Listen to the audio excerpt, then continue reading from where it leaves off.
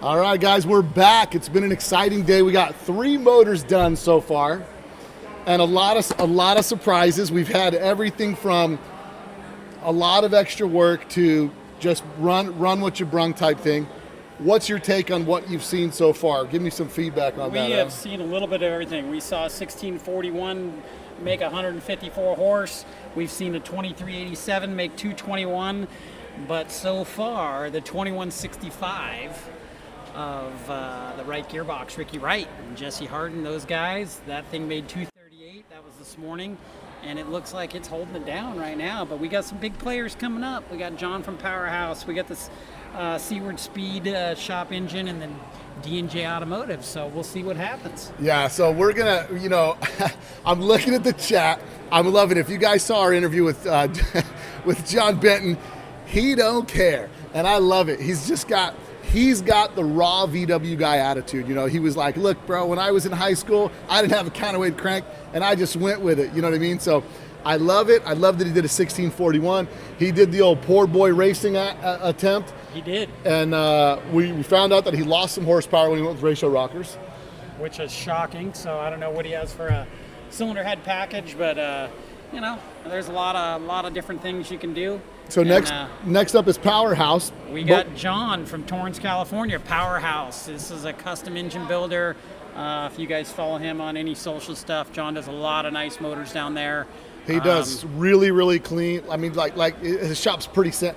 I went in there and thought, this is like a model home. You go in a model home and like everything, like, man, this is real nice. Everything's real nice. John has a very first-class operation down there. First class all the way. His motors are all very, very nice looking. He is getting ready to come up and run. He's a 2110 cc engine. It's a 76 by 94. Looks like it's got JE pistons, web camshaft, a lot of EMPI parts, EMPI cylinder heads, JC push rods. All the stuff to make it go fast. So we'll see. John was some big numbers earlier in the week. We'll see how it runs today. We're very interested to see how this motor runs today. Yeah, we're looking at the dyno room. Last night I went to John's place at Powerhouse and we checked out what they were doing. They run some cars at the dyno, and you see Steve Phillips from Wolfgang International in there helping him out. It's awesome because Steve had an engine in the running. He's not made it in the finals, but he's over there. He's helping. He's working with Powerhouse. Like everybody's, it's just the cool part is it's really a community of people that just want to see what can be done. Everybody is helping each other. There's been numerous guys this week have been over at John's working on their stuff. I don't think there's one guy here that wouldn't help the other guy. So it's really awesome to see the brotherhood in the Chevy industry.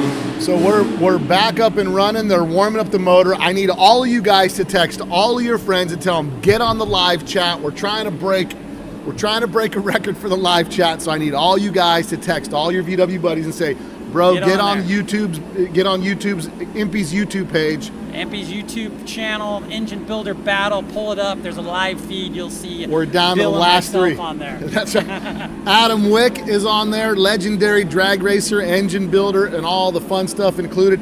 He's the guy that's giving you the technical stuff. I'm going to talk for us VW street people. So I'm looking forward to it. Any questions? I like the man's philosophy. So this is what they said about the other guy. What did he say? What compression he was running? John's? Yeah. No. Let's see if it says in the specs. I do not see a compression ratio here. Like I said, lots of EMPI parts. Looks like RevMaster cylinders, EMPI case.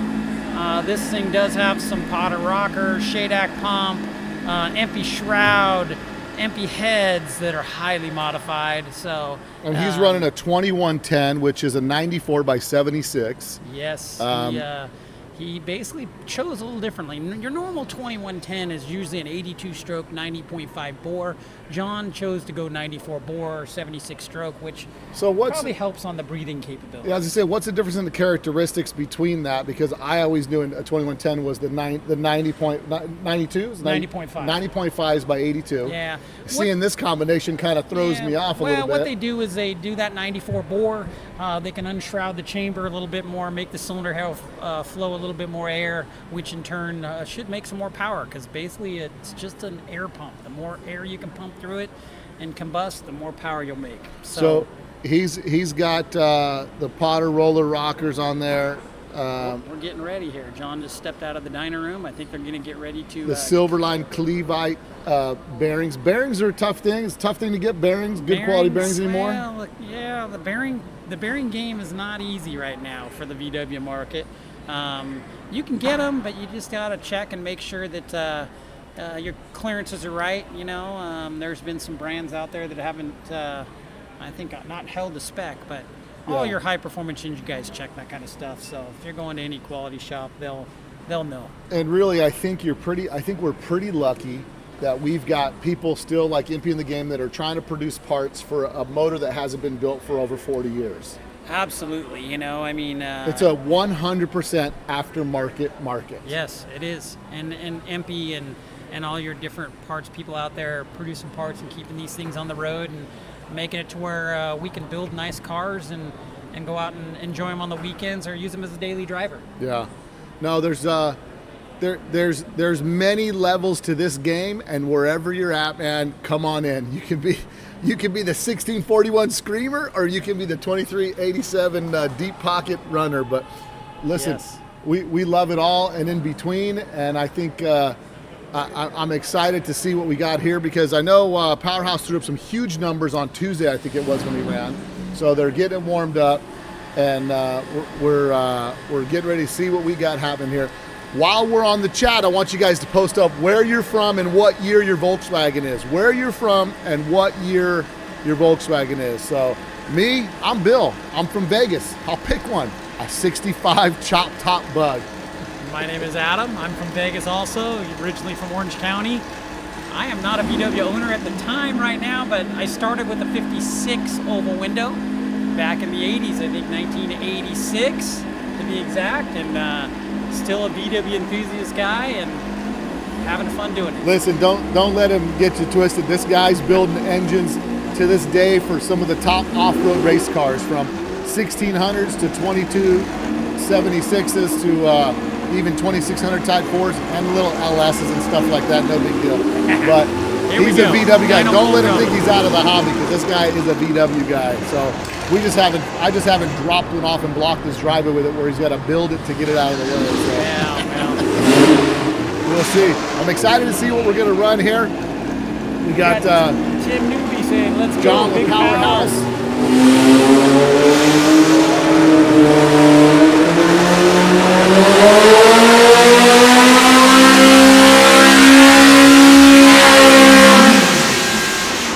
So interestingly enough, I think it tells me something if they cleared out the dyno room and everybody took a stand back. There's a couple of guys way back on the other side of the dyno room, and it's loud out here. I can only imagine what it's like in there. Wow. Because that's the dyno outside. Yeah, that was the chassis dyno. We just had a backfire on that thing, and that got everybody's attention in here. Yeah, I wish we had a live stream camera from there, but some of you guys that are watching, we've got, let's see, 61 Rag, Eric Martin, don't know where you're from, 61 77 Westy Tin Top, Rockford, Illinois, 63 Sedan. That's Jacob Rufa. Knows what he's talking. He knew the assignment. I said post up where you're from and what you've got. So we've got a lot of people watching. Someone's guessing 350 horsepower. 74 bug, Idaho, 1960 low and slow. Another one, Northeast Idaho. We got Idaho in the house. We got Phoenix in the house, Northeast Ohio. Let's see if we can get representation from every state in the nation. Absolutely, come on. I know we had some people from Hawaii on here earlier. We got somebody, let's see. SoCal, 63 Rag, Palmdale, over there in the desert with us. It's close. Yeah. Loving it. Yeah, Miami. Miami. Welcome to Miami. Yeah, the 69 Tin Top. So, Tim Newby, SoCal. A lot of people from all over the place, man, are watching the stream right now. Text your friends, tell them get on, share it on Facebook, put it on your live stream, show everybody what's going down, because this is the day of the battles. They're here to battle it out to see who's getting the check. I should grab the check, the $15,000 check. That's what you get when you win this. If you guys are just joining us today, I'm Bill T with Let's Talk Dubs, Adam Wick with Wick's Racing Engines, and these guys are here to battle for the most horsepower per cubic inch in a VW platform using all EMPI parts. So we're going to see what's going to happen. We've had some haymakers. We've had some people that have put a lot of time and effort and stuff, but we're going to see a little bit of everything here today. We've had off-the-shelf standard parts, no problem, bolted together, and we've had some custom one-off stuff that guys have spent a ton of time doing. But that's what makes it fun. You know, you see exactly what each one of these combinations will do and see who's going to come out on top. Yeah, I'm excited to see what the end results are going to be. I'm excited to see who's getting the $15,000 check. When you get the they buy your motor for 15 grand, which we could discuss the details about that later. But they'll buy your motor for 15 grand. They're going to put it on display at SEMA, and that's what I love about this, right? EMPI's stepping up. They know it's an aftermarket market. There's no OEMs anymore. It's the mom and pop shops. It's the guys out there that are building motors in Ohio.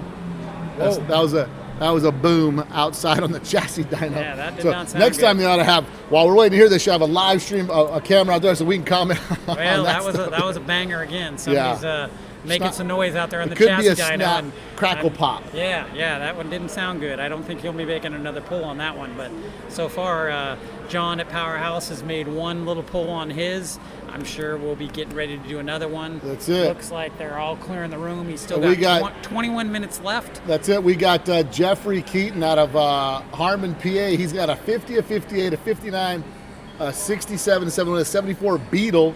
He's got a dealership. That's what he's got. He's got a dealership.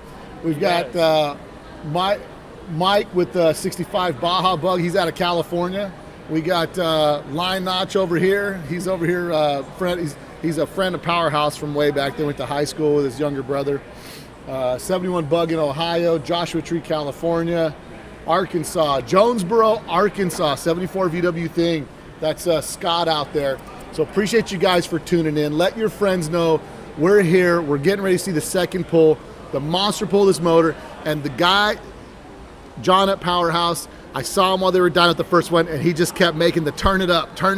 He wanted some more RPM, so this could get exciting. He's in there talking to the Jack Sacchetti about RPM ranges, I'm sure, right now. He's wanting to spin this thing up a little bit higher. That's it. We're going to see how it goes. So. Las Vegas, Nevada, 23-window bus. Nice. We got over there with air-cooled enthusiast. He's got a Paradise Motorsports 1915. With 44s.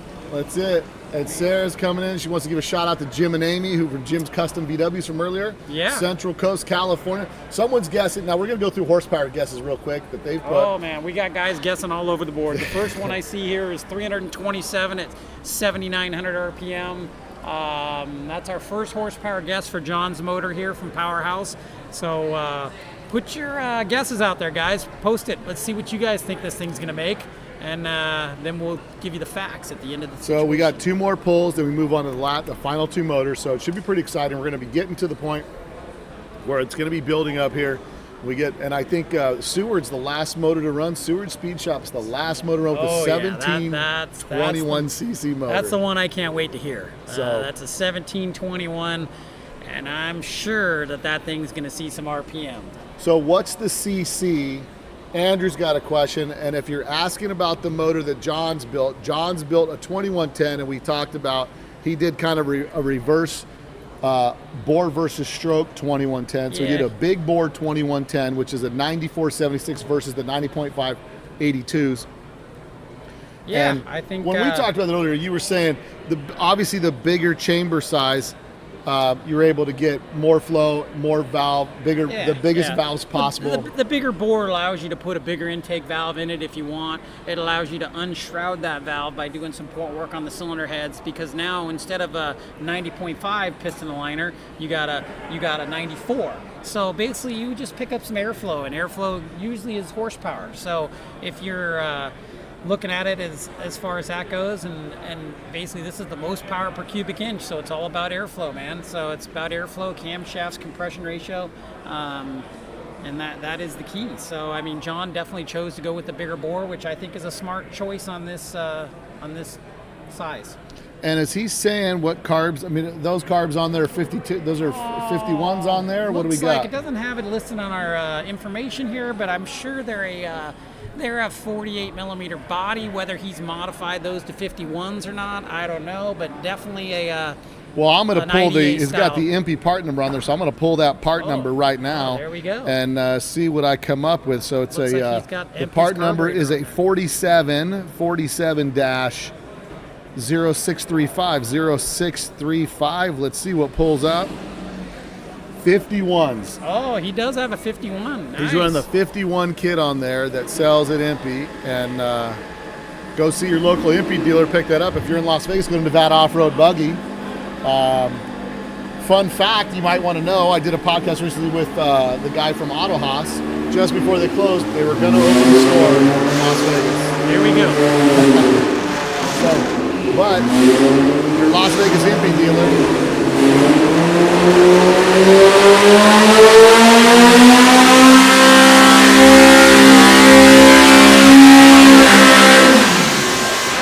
That one sounded pretty good. It held it. Held it good. Ran it through it. Definitely getting it up a little bit higher. You can definitely tell if you're watching the live feed that this motor's a little bit more finicky. Definitely doesn't want to have any load put on it in the lower RPM range. So, you know, once you get this thing above 6,000, it really starts to sing. Yeah, what do we say? What's he say there? Big bore, short stroke? Yeah, big bore, short stroke equals nice power. You are correct, Andrew. You know, we got somebody else.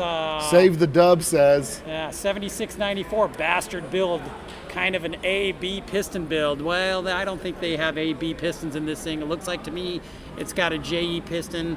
Now that's a great question. For some of the people listening, what is an A and B piston? A and B piston basically is different compression heights. So in the VW world, they basically sell an A or a B. And if you're an A piston, it's a standard stroke. You know, basically a 69 stroke and some 74s. And basically, if you go big stroke, you go to a B, which is a stroker. So they basically shorten the compression height, which is basically the center line of the wrist pin to the top of the piston, and that allows you to not have a motor that's so wide. So our engine bay is only so big, so when you start building the 8694s, and if anybody's done that and tried to put it in their engine bay, it's not easy. You know, it's not easy. So, you know, we'll see. So. The B piston is definitely for all your stroker motors, makes the motor a little bit narrower for sure, makes it fit in the engine bay. The carburetors don't hit the deck lid as bad, or you know, you don't have to cut Weber windows in there to adjust stuff. So that's the difference. So if you guys are building your motor at home and you're going to put a stroker crank in there, you might not be able to use the same pistons and get away with it. You might want to get relocated wrist pins on there. Bees, you know, bees or what you use. Here goes Dyno Don walking through here. We got Dyno Don What's coming up, buddy? in. Billy, how are you? How are you? How are you? Here he is. I'm feeling much better, and I think I'm ready to do you some podcasting stuff for you. So big time, big time. You got it. You got it. So we're getting invaded. We're getting invaded, and Getting in trouble. I love it. All the VW stars come over. Always get involved. Say hi. So we had to. He got kicked out. It's all good. They're just going to Only put him in timeout. problem was that was the minute. most clothed streaker I've ever seen. He left his clothes on. Yeah. But Dyno Don in the house is over here. He's feeling good, feeling real good. And the photo bombed us a little bit, but video bombed us. And so we've got. Looks like jet changes going on in there. They're doing some jet changes. We've got Aloha from Maui, Hawaii. Let's see, a lot of some more East Coast baby. Some people around there. That's Ryan over there. Yeah, you know, you're talking about the real good-looking motors. John makes a good-looking motor. John's motor is pretty, but there's a lot of pretty motors out here. Yeah. D&J Automotive has a really nice green one sitting out here, fully shrouded up, stainless headers, black stacks. It's beautiful. Hex bar linkage, super nice. You know. Yeah. Are you doing one more pull? Yeah. That was good. That last one sounded good. Give us some RPM. Don't give us numbers. I just want to know the RPM. 8,500? Yeah. Yeah. So we got the dyno operator here, Jack Sacchetti, giving us some RPM numbers, and those last two dyno pulls were you know, We're 8 and 8,500, and that's probably where that motor needs to run. It might even go a little bit higher. I So think they're going to send it. I think they're going to send it. He's having a good day. He's all smiles. He's been doing a great job over here on the handles. He's, I think we used to call grip it and rip it, right? That's the old That's saying. a grip Just it, grip it and rip it. You know? So, Stick it and steer. That's it, buddy. So. But, Well, we got some people watching live from Ohio. Joe Patterson's live from Ohio. We've got some people. We're trying. Listen, I've asked Dyno Don to come on Let's Talk Dubs. I'm going to pin him down. I got a laundry list of guys to get on there. We need that hour-long sit-down to get to the good part of the stories. But make sure you guys are. Adam? What size cam should you start making valve pockets in your pistons? Is that anything to do with the cam, or does that have to do with the stroke? Technical there. That's a little technical. What are we talking about? Camshaft all depends on what you have for compression ratio, right? You can run a pretty big camshaft and have no notches if the motor's only 7-to-1. So to give you an idea, my real street motor that I'll be racing tomorrow at the Bug-In, that motor has a decent sized camshaft, probably pretty close to like an FK89. That motor's pretty much 10.8 to 1 compression, and we have probably 100,000 cc notches in those pistons to give it the clearance it needs. So, and that's a pretty mild deal. So, I mean, if we had let's say 14 to 1 compression, we'd have probably 250,000 notches with something like that. So it all depends on how tight you like to run them, but that's a loaded question. It all depends on what compression ratio you're going to run. At your shop, because you make these motors, you machine the valve notches and all that stuff, do you have a jig set up where you just automatically know where the location no. that valve's going to be? Every motor, we basically mark them all with the center punch through the valve guide. So we know exactly where the center line of the valve is in case for some reason there was some, one move from one head to the other, and then we machine that valve notch specifically. Everything's labeled 1, 2, 3, 4, and that's how you do it the right way. Yeah. So. Well, I mean, it's when you start getting to that level of building motors, your tolerances are that tight. You got to pocket the valves and stuff like that. Yeah, you got to pocket the valves. You don't want those valves hitting the heads or hitting the pistons because that is I think we're getting ready for our third and final run here. Yeah, So looks like they're adjusting the timing. How much time they got left? Looks like they got 10 minutes left. So this is probably going to be his last pull, I would tell you. It looks like they're putting some timing in it. They got the timing light out. John's in there himself, tweaking on the timing. And he's gonna lock it down here. I would tell you they're probably putting some more advance in it, trying to get every last little bit of power they can out of it.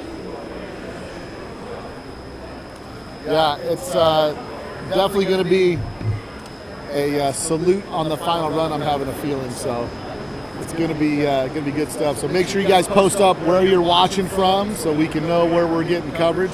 I'm into finding out where everybody's at. Any of you guys in the UK, I'll see you next week for Bad Camberg. And if you're not going to be at Bad Camberg, you'll be at EBI. I'll see you guys at EBI weekend after next. So I'm looking forward to running into a bunch of you guys out there. Say hey when you see me, and let me know what you thought of the engine dyno challenge here.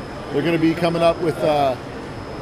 I'm pretty sure based on what the reaction this is getting, I have a strong feeling they'll do it next year. I don't see. It seems like pretty good. I mean, it really comes back to all you guys that are viewing us. If you guys are enjoying it, and put your thoughts out there.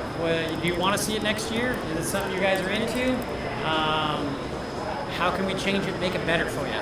We appreciate EMPI doing this, and it's a lot of work. There's a lot of people behind the scenes here. Well, they've been here all week long doing this, so it's a huge undertaking. So I would definitely tell you we appreciate them doing it. Yeah, and, it's awesome. It's great for them to support the hobby, and this hobby's worldwide. And right now we're seeing who we got across the nation here. We've got some people. Where we got them from, Adam? We got people from the Caribbean over there, Sin City, VW enthusiasts. Beaver County, Pennsylvania. I think that is 56 Oval, 2110. Awesome. So, man, we got it, worldwide here. We got everybody watching from Alabama, right? We got That's it. We got all kinds of good stuff. Central Coast representation. What do we got? Cocoa Beach, Florida. The Netherlands. Netherlands, yeah, we do. So, pretty awesome. And we got the guys from Brew City Bug Talk podcast. Prescott Phillips came on my podcast. Second time around, he came on the podcast. And he said, "You know what? I think I'm gonna start a podcast." I said, "Go for it." There's plenty of stuff, and there's plenty of stuff to cover in the game, and more power to everybody that wants to document some of this history in their neck of the woods. Me, I got my thing. I got what I do, and I got 270 episodes out, and we'll get Dyno Don on sooner or later. We'll get Dyno Don to get his story and settle him down. I might have to hit him with a tranquilizer gun before we get started. That's a lot of energy there. It's a lot of energy, and I love it. So John just came out of the dyno room. John's taking a deep breath as he's coming out of the room. Give you guys a play-by-play is what we can see over here. Yeah, and we're watching these guys live as they walk out. They're kind of, looks like we're getting ready to fire this thing up and give it one more rip. And what's funny is John's younger brother's over here watching the dyno. The emotions. They're pacing over here. They're pacing around. Everybody's getting pretty anxious, anticipating the last run, and here we go. We're getting ready to the last run. And we got somebody over here in Milwaukee, Wisconsin. He's got a 67 built by John.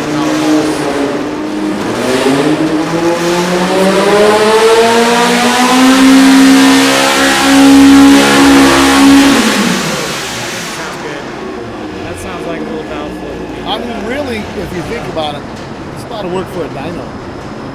Oh, yeah. In one day? Yeah. To be cranking out that many runs in a row. Yeah, the dyno. Why don't you have a team of 9 people to load and unload motors at your place? Yeah, that's above my means, buddy. That's above my means. You're looking at the loader and unloader right here. Actually, no, I have a great group of guys at Wix Racing in Las Vegas. I couldn't do it without him, you know. Who's on the team over there? Who are you guys on the team? Oh, I got Kyoki Disa, has been with me 22 years. He's a VW guy from way back. His son KJ's is over there. He's kind of new at the game with us. 23 years old. It's just a motor guru. Loves it. And I got another great guy, Mark, that just kind of added to my team a little bit ago, and he does a lot of my teardown and shipping and receiving and stuff like that. And myself. That's it. There's just 4 of us. Yeah, looking to add new guys all the time. Yeah, I know. Listen, he's got a great team over there. They can't keep up no matter how fast they can build them because they're building good quality stuff over there, the boys. We try. And so someone's asking whose motor's on it now. Right now is Powerhouse. Powerhouse just finished his 3rd and final pull. They're gonna pull the numbers. They did the 3rd pull just now, right? They did. Oh, we got some numbers coming our way. Time? Well, we got numbers coming our way. We're gonna see. We got numbers coming. So you guys have your opportunity now. Now is your chance to guess. Right now. Send in those guesses. Let's see. I'm going to give you guys 5 seconds. Post up your guesses for horsepower guess for Powerhouse's 2110 on the dyno. I'm going to give you 5, 4, 3, 2, 1. All right, Adam. Let's see what guys. we got. Tell them what we got. What do we got for Powerhouse? Pull on John's 2110 from Powerhouse was 216.7 horsepower, 133.9 foot-pounds of torque. Second pull, looks like they might have went the wrong way on the jet. It only made 200 horsepower at 131.3 foot-pounds. And the last pull, if you were watching, you kind of heard it lay over. We don't know if it hurt something, broke a valve spring. It only made 161.5, 99 foot-pounds. So his first pull was the best at 216.7. Not bad for a 2110. John built an awesome motor down there. Very pretty motor if you guys saw it in person. Billet valve covers. Very well put together. But that's what we got. It really, you definitely could hear the thing pulling through the dyno. I mean, it's a monster. It sounds super good. 2110. We'll have some questions for him when he comes out to join us in just a few minutes. I'm looking forward to getting him on here. There's the man, Chip Foose himself. Oh, yeah. He's here. We got them all. Chip, I'm doing autographs later. Thanks to the... So, we got all kinds of big name guys strolling through. Chip Foose just walked all right, by, that was checking pretty out funny. all I'm the not gonna lie. stuff. So I told Chip I'd get to him in a minute. Yeah, But, somebody's what full of can you themselves do? over here, guys. Yeah. They're like, Bill who? Where are you from? Yeah, okay. They don't know who Bill T is. They're about to. They're about to. So we got John coming over from Powerhouse. So we're gonna make some space. Come on over here in the hot seat, John. Let's get down to it. Have a seat. All right. Tell us what you think about the dyno pull. How do you feel about it? I felt Jack was doing a lot more consistent, and I'm not knocking Terry Burnett, right? Right. I'm not knocking that. I mean, we all know water brake dynos are tough, and Jack knows how to operate that. I appreciate the consistency. I know we didn't do good today. There was excessive the other day, which we all knew, but since the internet thought they would give us a lot of movement, we took it. Yeah. Everybody that knows me, knows us, that's been around, that helped, and I can, later on, I'll post more about everything we did and everybody that helped. We not just input from this motor, but we've had input from a group of people our whole lives. My neighbor Mark, I always say, my neighbor Mark at HRP, and I'll name more names too. My wife, just for putting up with this stuff. Right. I did not have time to do this. I did it. We love it. Not the type of motor we normally build. We're happy. We didn't do good today. No whining, no complaining. It is what it is. I had fun. I'm going to ask you a couple questions. Why did you decide on the engine combination you did? We were looking because this contest is for horsepower, whether I say cubic inch, cubic centimeter, same thing, right? And so we were looking for high RPM, which is completely backwards from what we do. So we have all these ideas for years, and we were excited to do that because we wanted to show that we could do more than we normally do, and we do stuff for drivers. So that's why we chose small crank, big bore. Now, you're super busy at your shop. I was at your shop last night. You got motors all over the place. And that's what I'm thinking. You squeezed the time in to build this motor to do this. Yeah. It stayed together on the dyno, really, wringing its neck, which is the first always level of anticipation for the motor. Yeah. I mean, there's a level of achievement just on that in itself. The motor's beautiful. It sounded like a monster over there. Yeah. What kind of compression you running on that thing? We were aiming for 13, but it's just a small motor. I kept chasing it down. Mark notched the pistons at Jeanburg for us, and I had to go and notch them again. He did them same day. So, look, we had fun doing this. I'm very happy.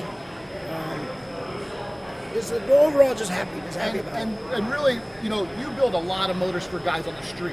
Right. And there's a lot of people back and forth. The first customer comes and says, I want 300 horsepower, 30 miles to gallon, and daily drivable, and 11-second quarter mile. And then you got to talk them down a little bit. Yeah. And say, what are you going to feel with your motor? Torque or horsepower? I always talk about drivability. If you got a motor like this that doesn't even kick into 65, I mean, you put that in a 2,200 pound, 2,000 pound convertible, I mean, you got to spank it, get on top of the tire, and stay above 6,500. So it's not a driver. And to be honest, if you're rolling it, a 150 horsepower motor with 170 torques will drive around them. Yeah. So you're known for big displacement, torquey, low-end power motors. Yeah, absolutely. That's what I like. And don't get me wrong, I like this high RPM stuff. But what's drivable, and because you want to build motors for people to enjoy. Yeah, absolutely. So early on, I always built, when I first started 27 years ago, this is what I wanted to do, like this stuff. And the first few customers were like, hey man, this thing's slow. Scoot them over, show them how to drive it. But it's just unrealistic to drive like that. So we went to small motor, big displacement, lower RPM, but lots of bottom end torque. Nice. And so overall, you're fairly happy with what you got. Always everybody's shooting for the moon, but I think it's totally respectable, the displacement, the angle you went, and then taking into consideration the timeline. The timeline, if we had more time, we would have done a lot of things. And there's Seward coming up, big hitter, big numbers. Of course, we understand what the numbers, where we were the other week and where we are now. And I'm not going to say nothing, because if I didn't say nothing about a high horsepower number, I'm definitely not going to say nothing about what I feel is low, and that's where I'll leave that. I'm okay. I'm not blaming him for that. Happy. One thing I like to say is we put a lot of effort into this, and we took time off. I've got customers probably going to be calling me Monday morning at 8 o'clock. I need to get things done. I got a Pro Charge motor that I've been threatening I'll finish it for years, right? That, I promise you, it's coming. This is my next thing. And bottom line, Twin City Euro from North Carolina, and everybody here has put a lot of effort. The reason I mention them is because I know how much I had to stop doing work to get stuff done. Not say stop, but it held it up. And they didn't make the cut for whatever reason. They had some issues, and I just thought you do this so you can get out there. And when people have a problem like that, sometimes I don't even care about what I'm doing, because I know how much it hurt to not get in the show. So I just wanted to mention them. Yeah, Twin City Euro. They put a lot of effort, a lot of money, a lot of time, and they didn't make the cut. That I'm saying I feel bad for them, and that's why I wanted to mention them. Wolfgang, dyno problems, so that's why I helped them. And anybody else that needed help, we're good. So, Absolutely. go ahead. Sorry about that, guys. You have some people that in this whole process with everything happening, you've met a lot of guys you never really worked this close with before. Well, in the trenches. In here, yes. That's what I'm saying. Last minute, helping each other out. Is that, to you, sum up the VW hobby? Yes, absolutely. We love that. We met some people from out of state that people would probably say, you know, they throw them in a corner where nobody knows them, but these people come out of places and they do know tricks. They got stuff up.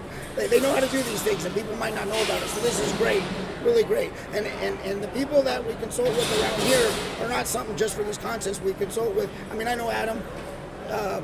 We know a lot of people that we've consulted with for years, so not just for this project. A lot of race guys that do this kind of stuff, it's not that we consulted with them just for this. We've talked to them and they've helped us out through our whole career. So without all those other people, we wouldn't be where we're at in business in general. Yeah. So now I'm still happy for everybody. So awesome. You're feeling good about everything.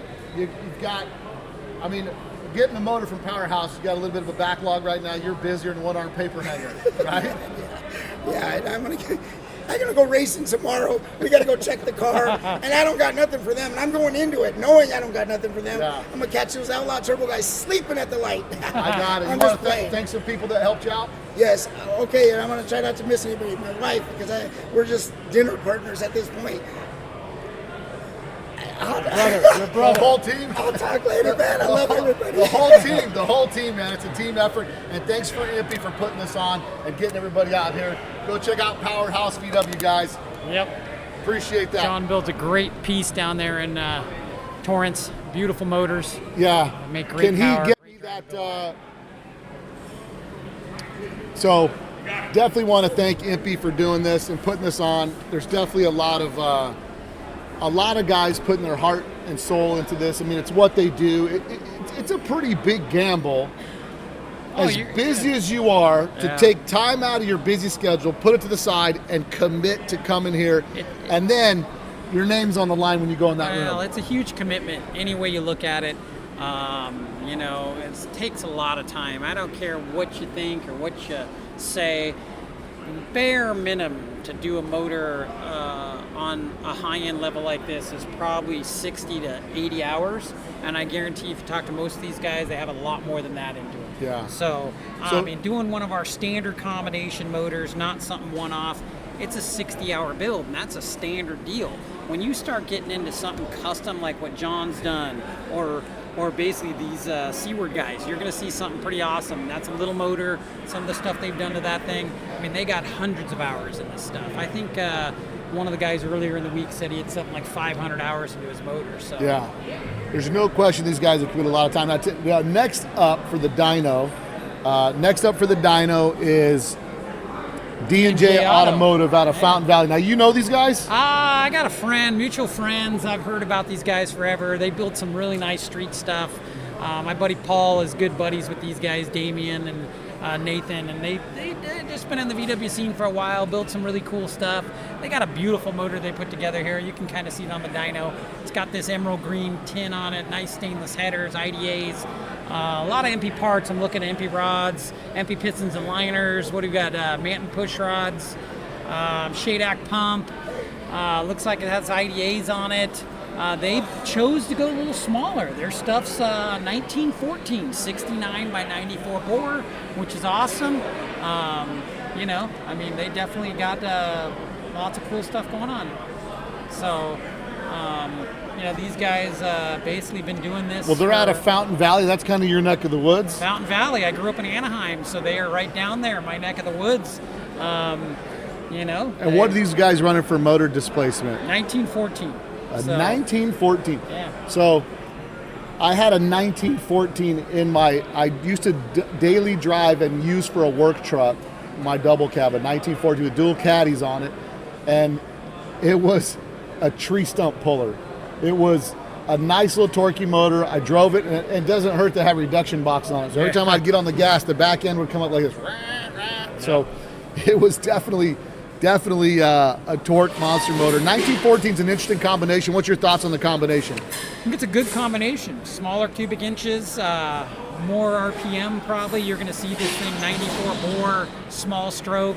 So I think that whole package is going to be interesting. They'll probably want to run this thing somewhere in the 8,000 RPM range.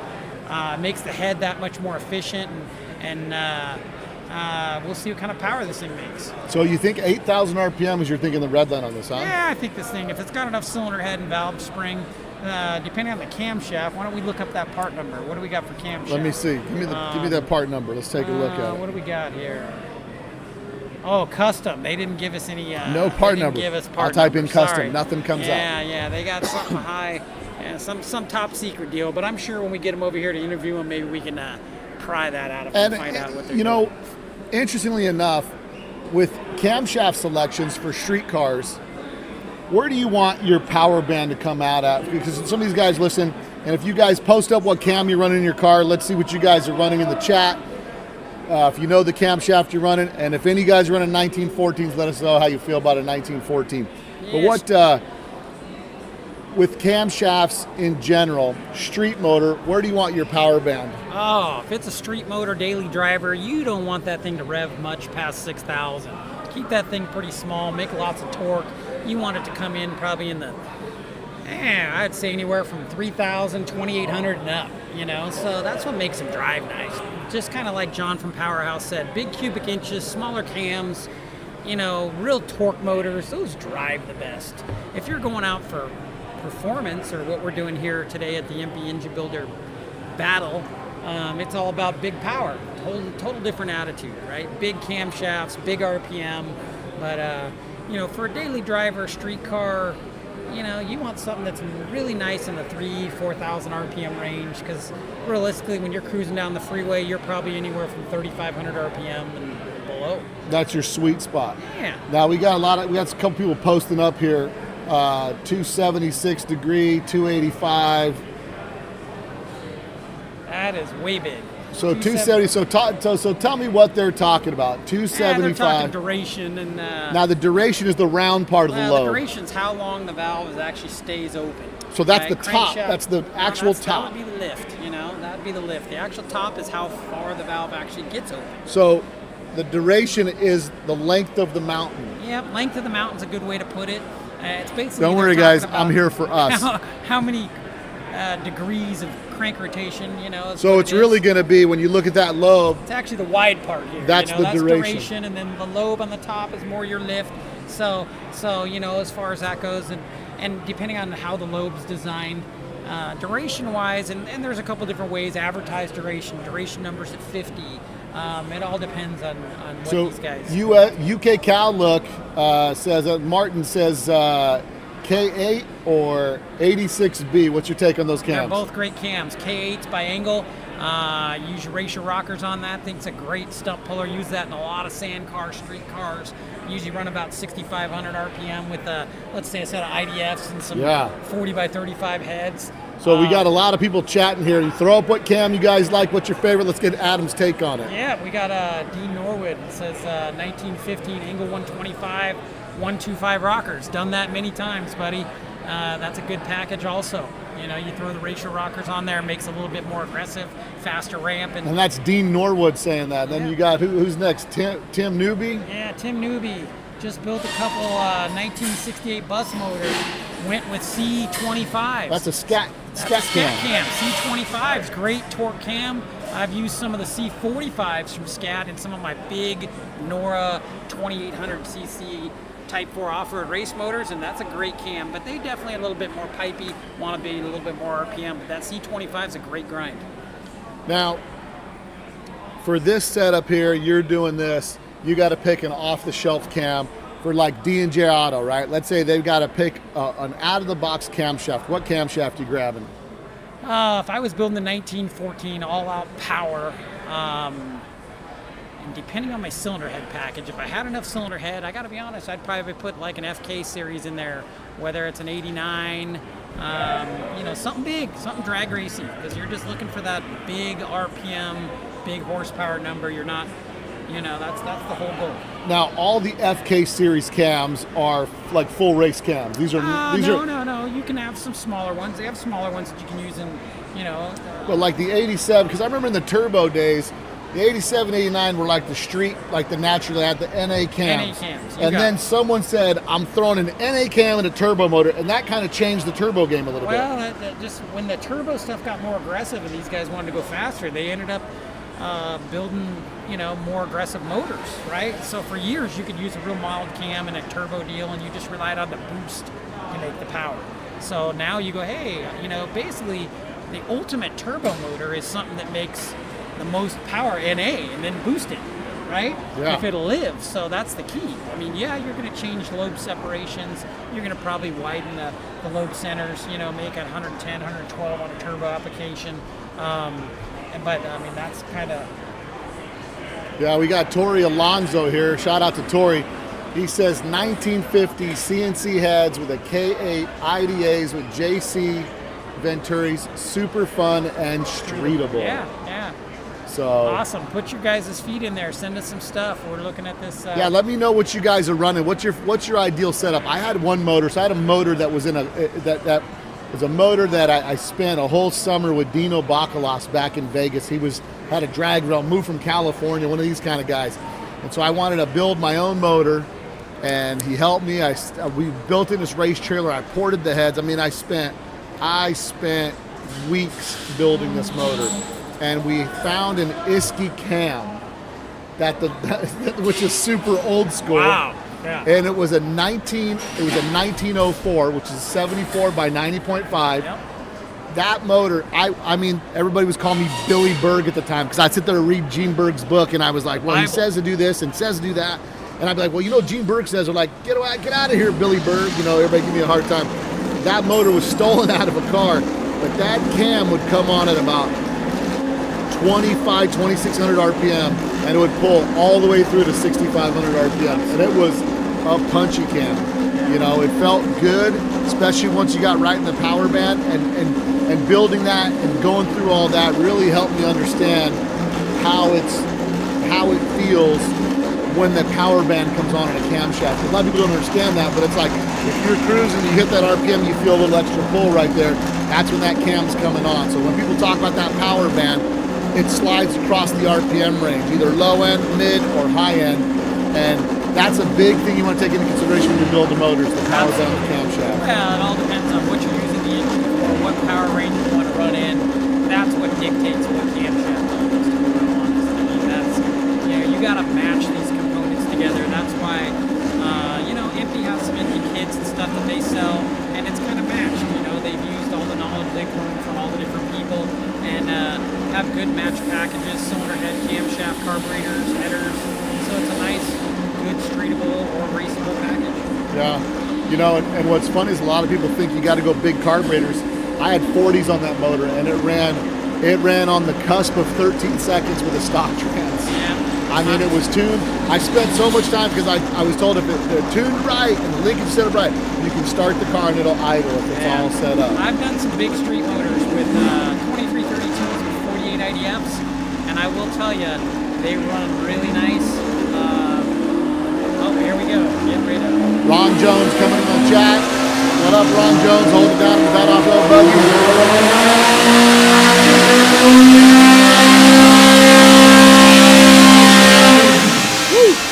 Clean. Nice pull. Nice pull.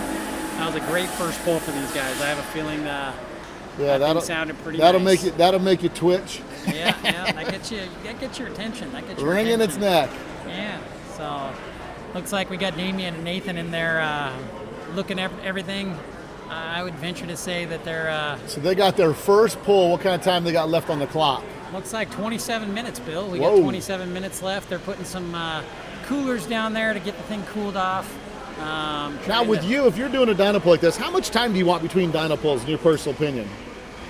Yeah, you got to get the cylinder head temperature out of it a little bit. You know, I mean, these guys are, that has a fan shroud on it, but they're not running the fan belt because the fan actually takes power to turn. So basically, they've got air blowers in there if you guys can see the live feed, and they're cooling the cylinder heads down. And I would probably tell you they need 10 minutes. So that's why it's usually 3 pulls within 30 minutes. It's probably pretty close. So if that had the fan belt on it, that's a totally different deal. But the fan definitely robs a lot of power. Yeah. We were talking about fans, and there was a motor earlier this week that grenaded a fan. Oh yeah, I heard And about that. what some people don't think, there's a couple things that people don't really pay attention to when they're building aftermarket. Everybody wants an early bug and a big motor. They went from regular in-house cooler to doghouse cooler. If you'll notice, Volkswagen, when they went doghouse, vented the deck lid because it sucked way more air. The fan was bigger and it pulled more air. Cruising speed of a Volkswagen is around 3,600 RPM factory. Yeah. That fan is not designed to spin more than 5,000 RPM without, and I'm sure someone's done the science on this, and that's another avenue where everybody went down a different road with fans, What do we got? We got Ron Jones chiming in, buddy. Ron You're a Vegas Jones. guy. Ron Says, Jones. hey, I saw Billy, Ron that Jones. was a Norris Listen, cam. that was not a Norris Iskey. cam. Listen. Bill's getting corrected. It was an Iskey cam because Dino had the cam. Dino had that bump stick somewhere, and he was like, bro, this is wild. He checked the duration, the lift, and it was just below an 87. It was a mid-level cam, but yeah. If you guys ever pull a motor apart, it's got an Iskey cam in a 1904 that was stolen out of my car back in 1995. Yeah. So keep your eye out. Don't even ask how the convoluted story got stolen out of my car. You have to listen to the podcast for that story, and you can always email me, bill@letstalkdubs.com. If you've got stories or interesting people that I need to track down in the hobby that have done some significant things, I'm always looking to get more people from the hobby. Let's see. What do we got here? I'm in line for motors, but love NA in any form. I'm an inline. Oh, inline 4 motors. Yeah, I got you. He loves the NA stuff. I'm with you, dude. I'm an NA guy to the grave. So I don't know. someday maybe I'll do You know boost, what? but I'm not I don't have the temperament to be an engine builder. I'm like a dyno Don. See, I came here flapping his wings and they flew away. That's me, right? I've got the attention span of a gnat. Okay. I remember. I give you the patience I have. I was making a center hub for my steering wheel for my bus, and I was machining a stock bus adapter so I could use it for a universal hub. I spent 20 minutes on a lathe with that thing, and I was losing my mind. well, I was losing my mind, and I realized at that point, like, Bill, this is not for you. that's You it. don't have the That's it. temperament to sit there and just, That's you know. it. That's why there's guys like Damien and Nathan over at D&J Automotive in Fountain Valley. You can take your That's it. projects over to them, and they'll take care of that for you. And because I'm that way, and probably I think because precision engine builder guys get so worried about grenading a motor because they spent so much time building it, I'm the guy that just wants the volume knob where just crank it up and freaking wring its neck. Yeah. You know. I know. I've done a couple projects for you, Bill. I understand exactly what you're saying. I'm like, Listen, what? You did what? It broke what? Are you serious? What are you doing with that bus? I enjoy the fun. If you guys, I want to take a poll right now. You guys on there in the chat right now, post up in there if you like. Are you a careful engine, like you build your motor, you're real careful with it, or you're wringing its neck? I'm a wring its neck kind of guy, like I'm trying to win every race, no matter what I'm racing, because I just love it. I get drunk on power and I can't see straight, and then I'm all over the place. Post up in the chat. Are you a patient, conservative, make it last, which is maybe the reason why I went to Type 4s, because I feel the torque. Yes. And I'm not at like when these things start bumping on 8,000 RPM, I start getting little, the hairs on my neck stand up. And so I'm the guy. The torque gives me enough. It satiates my appetite where I feel like I've gotten the power I felt in the seat of the pants. So There you go. Looks like we're doing a jet change in the dyno room, guys. if you like, guys are torque guys, let me know if you're torque guys or horsepower guys. I really equate it to like an inline 4 or a V-twin motorcycle motor. Yeah, you are correct. You are correct. So they're tweaking on that motor. Looks like they're doing a little jet change. They got the blowers going on it.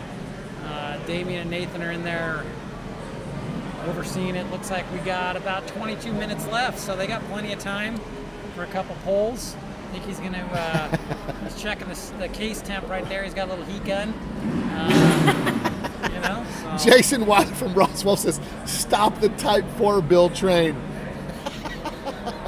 Oh, there you go. EMPI's building Type 4 parts. Maybe they'll do a Type 4 build off. So I don't know about that. But, hey, they're building the new you can 2 dream. liter heads. You can dream, right? You know, there's a purpose for all motors. A guy can have you a know? dream, man. Some of us like torque. Some of us like RPM. Yeah. This is all about power today, guys. Looks Sick like they got Week this thing fired 2025. up. Who wants to test their motors on the street for 1,000 miles? I'm ready. I'm ready for Like the double. that. So if I take the double cabs, let's talk about it. Take the double cab. I go through, clean up the heads, re-ring it, put the turbo on it, and then a 50 shot of boost. Just for the track. Just I'll only use it there, I promise. Good thing it's a double cab. You can have lots of spare parts. Here we go, guys. All right, here we go.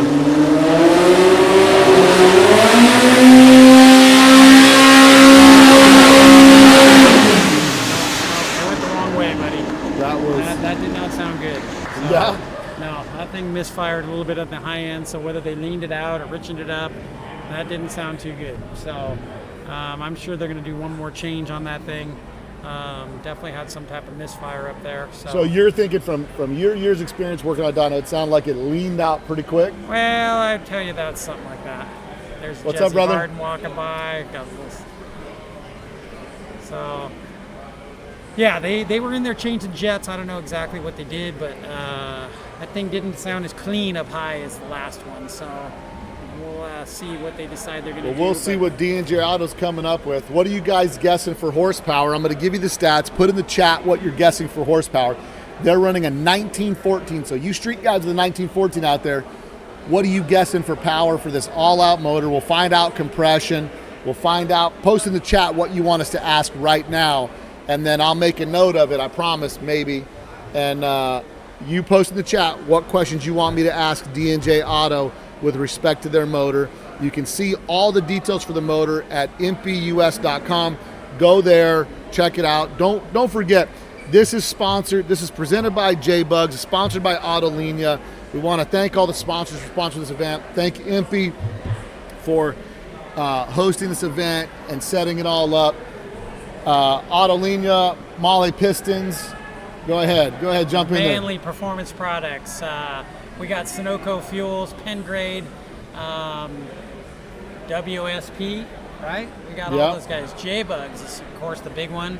I think Autolinea, I heard something, I think Autolinea might have donated all the cases. They did all the cases, and now it looks like there's a meeting of the minds in the dyno room. Oh yeah, we got big They're man Jack game Spaghetti planning in there. right now. Game planning. Yeah, they're Jack's kind of talking over some stuff, telling him what he felt at the handles of the dyno. Shin's in there getting some nice shots for Hot VWs. He's in the mix over there, so. Yep, they got some, so we'll see. Well, we're pushing. I want all you guys out there to post up if you got a question or if you got a guess for horsepower. We got guesses for horsepower, 243, 160 horse. Remember, it's a 1914. We don't know compression, we don't know cam, but we're trying to break a record in the chat, guys, so I need you guys to put that stuff up in there. Let me know what you're thinking. We've thrown down the gauntlet. We're getting everybody involved. Tell your friends. Call your mom. Tell her. Bill T and Adam Wick are on YouTube. Go now and check it out. And Ron Jones, what do you have to say? Let's see. We got curious what headwork was done and what valve sizes. We'll have to ask Venturi's those questions. When he comes out IDAs. here, we'll see if we can't get that information from So they're guessing 202. 202, that's probably a good one. So, Winton Design and Consulting, yeah. So, Jared, how you doing out there, buddy? Manalo says, what's the warranty of your engine's builds? So, well, I can tell you this. I've had a Type 4 built by one of the top Type 4 guys, and there is no warranty in lieu of dyno tuning, is the way it goes.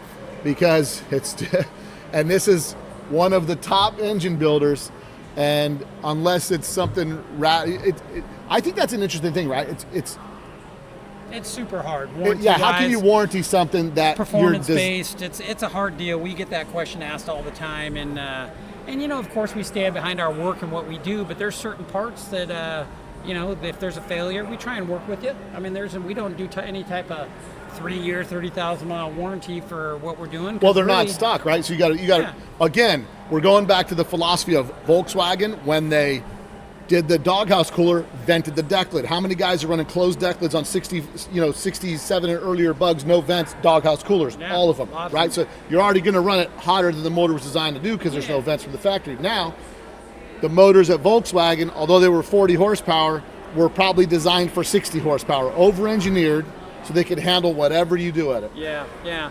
It's tough, you know. I mean, we've been doing it 30 years, and we work with them if there's a problem, and that's why we dyno everything we send out. So hopefully if there is an issue, we catch it on the dyno before you ever get it. It's all broken in properly. We've had the valves adjusted numerous times, heads retorqued, whatever it takes, to make sure when you put this in your car that, hey, it's good to go, you know. So installation is crucial because a lot of these guys, if they don't know how to install it, make sure you take it to a legit shop. A certified installer. D&J Automotive. There you go. Those guys, I'm sure they can do it. One of the Powerhouse, things, any of them. I just had a motor, Type 4 motor for one of my projects that was a factory-built NATO motor for a howitzer, 1.8 liter Type 4 pancake motor.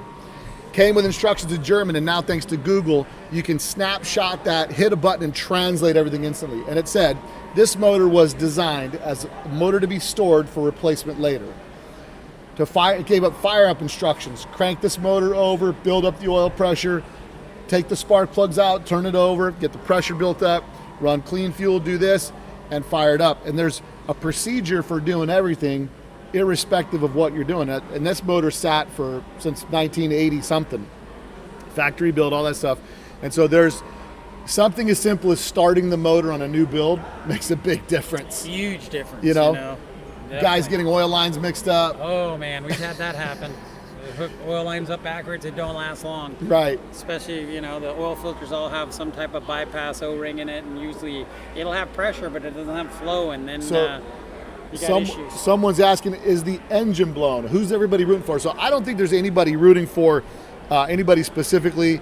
You know, if you guys want to place your side bets, you can do that in the chat. But there's a lot of people, a lot of different combinations, and really this is really a class on what works for most power per cubic inch, and like everything else in competition, you can sub-segment everything into perpetuity. But I think with respect to this competition, it'll be interesting to see when it's all done who can build the most power per cubic inch, and then using that recipe, dialing it back for a street car. When we came to talking about the warranty stuff, one of my philosophies with going with some engine builders is with the philosophy where I thought, first, I know how I drive, so I fit a motor to my driving style first. Second, I also thought if a guy's characteristic is into building motors that got to run wide open for 1,000 miles, they should be able to hold it for me when doing 10. You know what I mean? God, yeah. So that's kind of a philosophy. So there's always, like we talk to every engine builder, there's an application for everything. Absolutely. And we talk about aluminum rods, stuff like that. They make it for a reason. Some people think because it's for race, it's the best. Because it's for race, it's not designed to run 24 hours a day. Yeah. You know what I mean? There's certain things that are designed for all-out performance, and there's certain things that are designed for endurance. And that's where you got to make those choices. So yeah, as far as that goes. And I mean, if you had to warranty a motor, someone said, Adam, I need you to build me a motor that's got to have a 1-year warranty, 10,000 miles guaranteed. It would probably get a stock cam. That would have no power. But I mean, how do you guarantee something like that? You gotta. I'm gonna say this word. I got a Corvair, turbo Corvair. That car was designed from the factory, one of the first turbo air-cooled cars in mass production by Chevrolet. They designed that car with the carburetor being the choke point. You could not get enough velocity through that carburetor to build enough boost to do any damage. No. I mean, if you had to do something like that, I mean, it's all about building the right package, right? Make sure it has adequate cooling, the right compression ratio. It's going to be a relatively small cam, but it's not going to be stock. It's going to be a big cubic inch motor, maybe. 78 by 90.5, which is, a little bit over 2 liters, right? And just low RPM and drive it, right? I don't think it'd be an issue. A lot of stuff that we build for, whether it be street cars, if you're just looking for a 140 horse driver, you're going to get lots of miles out of it. The big thing is aftermarket cooler for sure, and installation correctly, right? You got to make sure they're installed right, the oil lines are right, all that kind of stuff. So that's a huge part of it. Yeah, so there's some people here in the chat. They're saying they're loving the dyno coverage over the last few days. I know it's been awesome. We were watching it back. I was watching it, calling at him. He was calling. Well, he was busy working, and I was interrupting him all the time. Like, bro, did you see that? Yep. Did you see that? Yep. So it's definitely been something interesting to watch. I love the week-long live stream. I think that's super cool for us in the hobby. It's the first time I think anything like this has happened. There have been some engine build-offs before, but they were usually in a magazine. I don't know if any of them have ever been videotaped. I know I had a dyno day that I videoed back in 2004. It was the Turkey Day Torque Fest. Who knows, we could end up bringing something back like that, a chassis dyno. If I knew somebody that had a chassis dyno that was up and running, maybe we could do something like that. I think you just nudged me. Yeah, we do have a chassis dyno, and it is broke right now. But so you guys ought to fix a chassis dyno. Hit up Adam Wick on his Instagram and say, hey, bro, I come fix that chassis dyno. Yeah. And it's so, but it's always fun when you get in these competitions. Even when I put on the Turkey Day Torque Fest, I called it, because it was the weekend of Thanksgiving. Usually nothing going on Saturday. Oh, yeah. And so we all met up at a shop in Vegas, and I got the guy, I said, bro, can we do dyno pulls, 3 pulls, $50 a car, just line up, ratchet it down, go, you get your numbers, you get off the dyno, that's it. So it was pretty quick. We did about 10 cars in about 4 hours, something like that, because it takes roughly about 30 minutes on and off the dyno. Mm-hmm. But it was fun. And a lot of hearts were broken. Oh yeah, oh yeah. And that's the thing with these type of events is there's no hiding. It's all there, and it's right out there for the world to see. So it's all good. These guys put their heart and soul on the line, and they're willing to do it, right? Which is awesome. That's it, and it's fun. But it's a fun thing to do, and everybody can look at an experience like that and say, well, for my motor, my motor dynoed on an engine dyno, my Type 4, the 2270 that I had dynoed 157, 175 on an engine dyno like this. When I put it on the rollers in Vegas, it made a lot it less. was 135 at the wheels, 157 torque. Yep. And that's the parasitic loss through the drivetrain. Absolutely. And and I wasn't disappointed at all.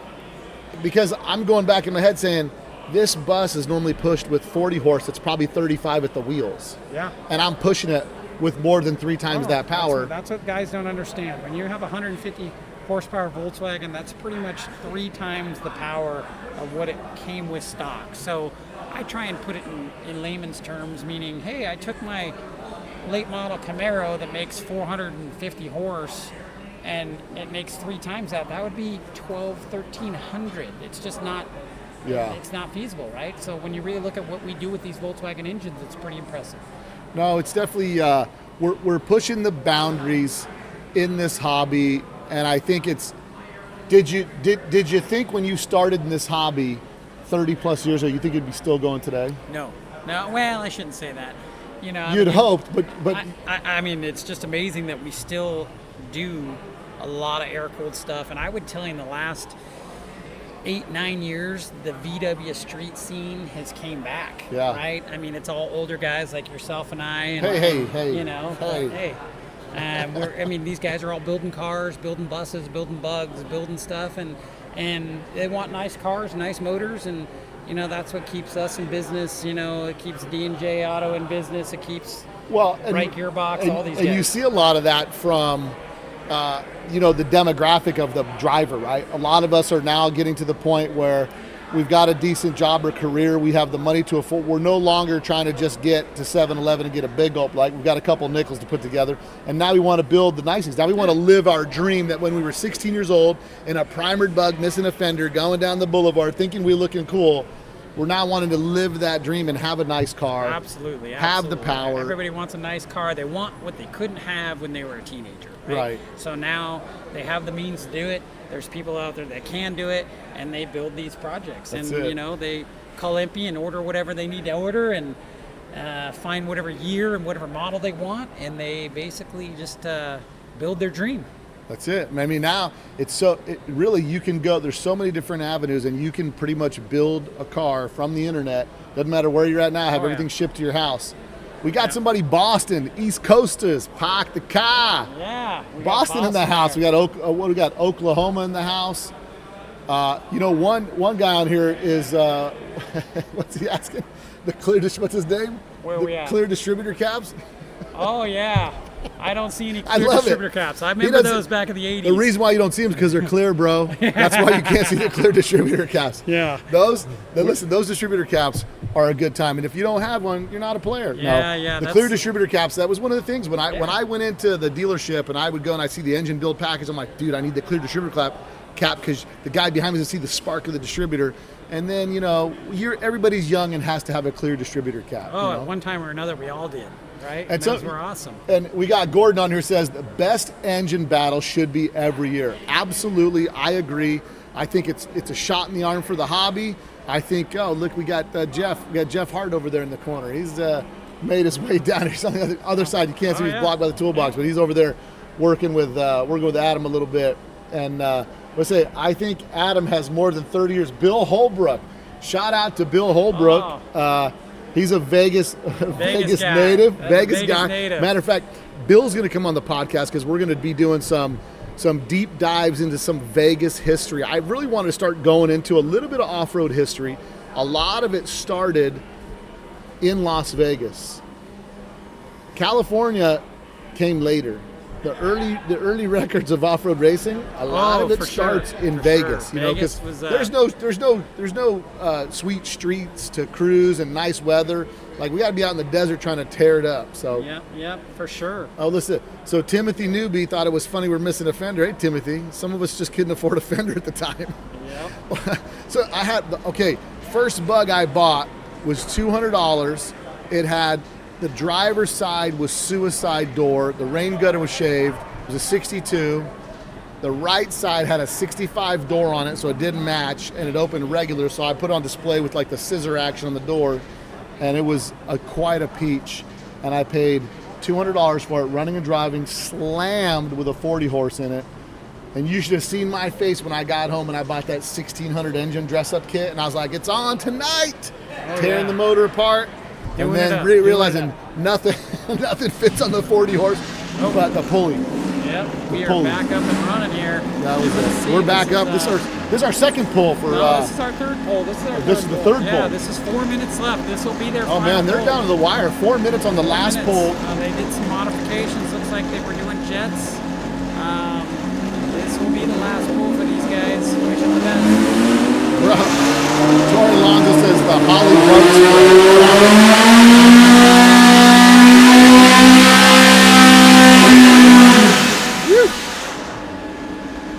That'll make you grit your That teeth. sounded pretty good. One little misfire right I like at the it. end, So but we I think got- they got some solid numbers. We got a there. final pull. Post up right now in the questions what What are you guys what you thinking? guys wanna What are you ask? guys thinking?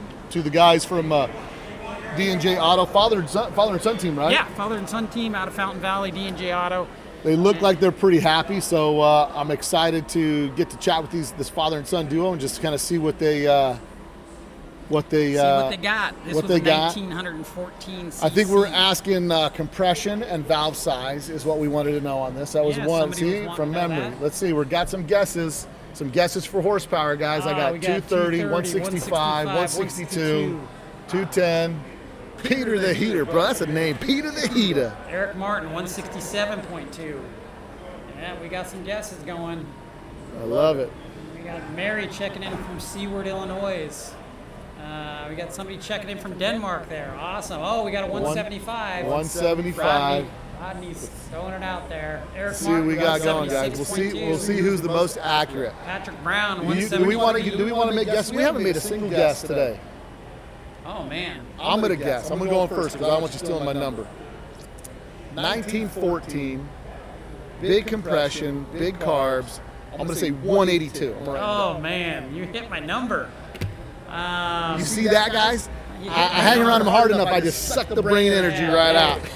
Okay, you're going 182. Boom. I'm gonna go. I'm going to put that down right here. I'm gonna go flipping 191. I'm just gonna give him a little bit more than that. It sounded good on that first roll.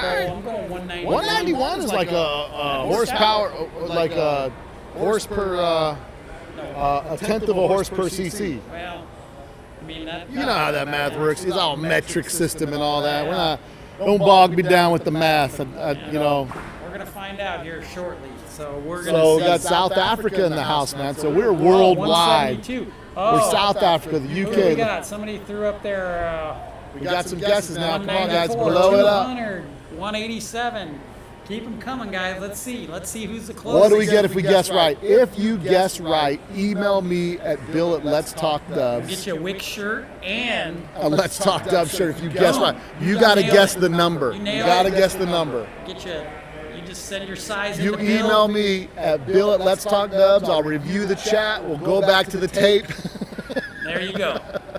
Send me that. And you know, you might get too. Besides, bro, turn my fan off. I was like, why am I getting hot over here? Oh, you're sweating. That's what happens. I'm sweating because I owe somebody a shirt now. Oh, it's gonna cost them $6. We'll get you guys an official Let's Talk Dubs poker shirt Oh yeah. to go with it. So Yeah. There you go. Sweden says 175 horsepower, Big B 169, 177.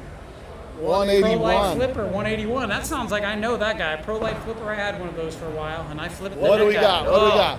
Here we go. Icy, And the can I drum get the roll. fan? And the drum roll. Turn me up. Poor guys over there sweating. I'm melting. Oh yeah. All right, let's see here. Oh, beautiful, beautiful. Yeah. Okay, Oh, you guys. didn't tell me I was the only one that was hot. Come on, it's hot in here. It's getting hot in here. Oh. Yeah. Oh, I'm upset now. Yeah. Are we gonna average it? No, we're not. You pick your number. I'm gonna change my number. Hold I on. want to win who's the out T-shirt. there? I want to win the T-shirt. Yep. Okay. All right, so right now, guys, we got a lot of guesses on here. What do we got? What do we got? Who's got We it? got 187, 206, 195, 193. Oh, who's Uh. Joe? Joe's pretty Oh close. no, Joe is looking Joe's good. close. All right, Joe all right. Patterson. So right now, guys, we're gonna reveal the horsepower. in Okay, 5, guys, horsepower. 4. Post it now. 3, 2, 1. Go ahead. Okay, first pull. Pretty stout for this little 1915. 204 horsepower, 133.9. Now that was the first pull. That's the first pull. Now the second pull, you did mention. You said, "Man, something sounded funky. second pull did not sound good. Didn't sound right. I don't know what's going on." What was the second pull horsepower? Second pull made 156. But that's a jet change. That was something, either a jet change one way or the other. It definitely didn't sound happy. So I was like, yeah, that thing didn't sound too good. And make a big difference. Now Last the pull. third pull. Last pull. Third pull. They got it jetted right. They got it tuned up a little bit. 216 horsepower. 216 horsepower on that final 147 pull. foot-pounds. 216. Yeah. 216. So, pretty awesome. I would be pretty stoked if I had a Yeah. 1914 with 216. That was a good pull, guys. So What great do we- job from the guys over Let me at eyeball D&J. this action right here. How am I looking eyeball wise? I think for displacement, I think they that's probably looking pretty strong. Yeah, that's looking It's pretty strong. So, And now so we got, I think our guy picked a hit. Yeah, who's our guy? Our guy who had 218. 218 Patterson. Yeah, Patterson. So You know. send me an email. Yeah. Bill at letstalkdubs.com if And you what want your size shirt Adam you Wick, need, buddy. what size We'll shirt hook you you wear, up. and all that stuff. So, And a big shout out, thanks to EMPI. We've got some questions for these guys. If you guys have some questions, fire them off in the chat right now before these guys sit down. Otherwise, I'll forget to ask your questions. But we're going to get their compression, Yeah, valve size, valve and maybe size. ask what cam they're using, right? Sure, they had custom cam. Maybe put this up in the maybe front. they'll shed us some. All right, Joe Patterson, bro, 2 off the money. Send me an email at bill@letstalkdubs. We'll get you some shirts in. Don't forget to include your shirt size. Otherwise, I'm sending you a medium. Yeah. So we're definitely gonna get you. looking forward to it. We're going to have the father and son team out here in just a second. We're going to go over all the details. These guys, I'd have a crap eating grin too, man, if I were these guys right now. So we're going to get into it. D&J Automotive coming up here. These guys cracked it out. 216. I love it. Damien and Nathan, come on down. Thank you. Guys, great to have you. That was pretty awesome. You guys, Awesome job, you got to be guys. feeling pretty good. We're feeling very good. So, we got a couple questions. So we've been on the chat. We had actually had one person came within 2 horsepower of the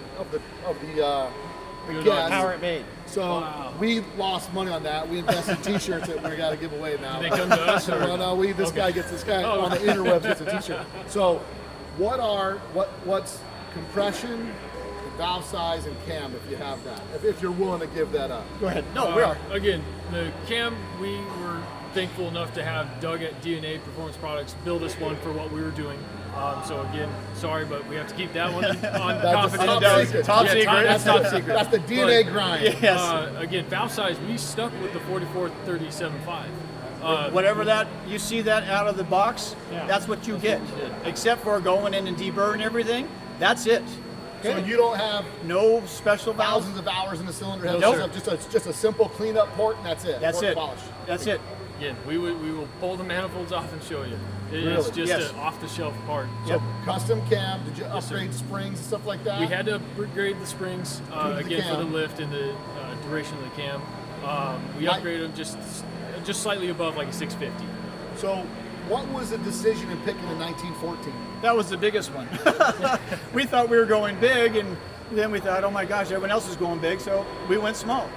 And that's where we came up with the numbers, and we thought we can build this. This So- isn't our wheelhouse. Was the strategy like we focused on the instructions? Most horsepower per cubic inch. This is the combination we think is going to go. We for. should have came into that before we decided to try and do a 2332 because we came up with this halfway through and we only had 3 months to put this. So you already had the cam when you were Yeah. going 2332, Yeah. and then you de-stroked this thing and said, we got to drop down just to Yep. be competitive because And again, the strategy was in the very beginning that we wanted just to build an EMPI motor to show the customers that you literally can buy all those parts and put them on your engine. Okay, add a race cam, go see Doug Gonzalez, Right. and up the compression, and you've got yourself a mean little monster, you know what I mean? Yeah. And that was our strategy. Real quick, sorry. Yeah. So, and then we wanted to go and show people we could do it, and just be there and have fun. And So- we've had the greatest time. your philosophy is like there's not 20,000 tricks done in the motor. No, nothing. It's what a guy can do at home. Yep. Everything you see there is what you can do at home. Wow.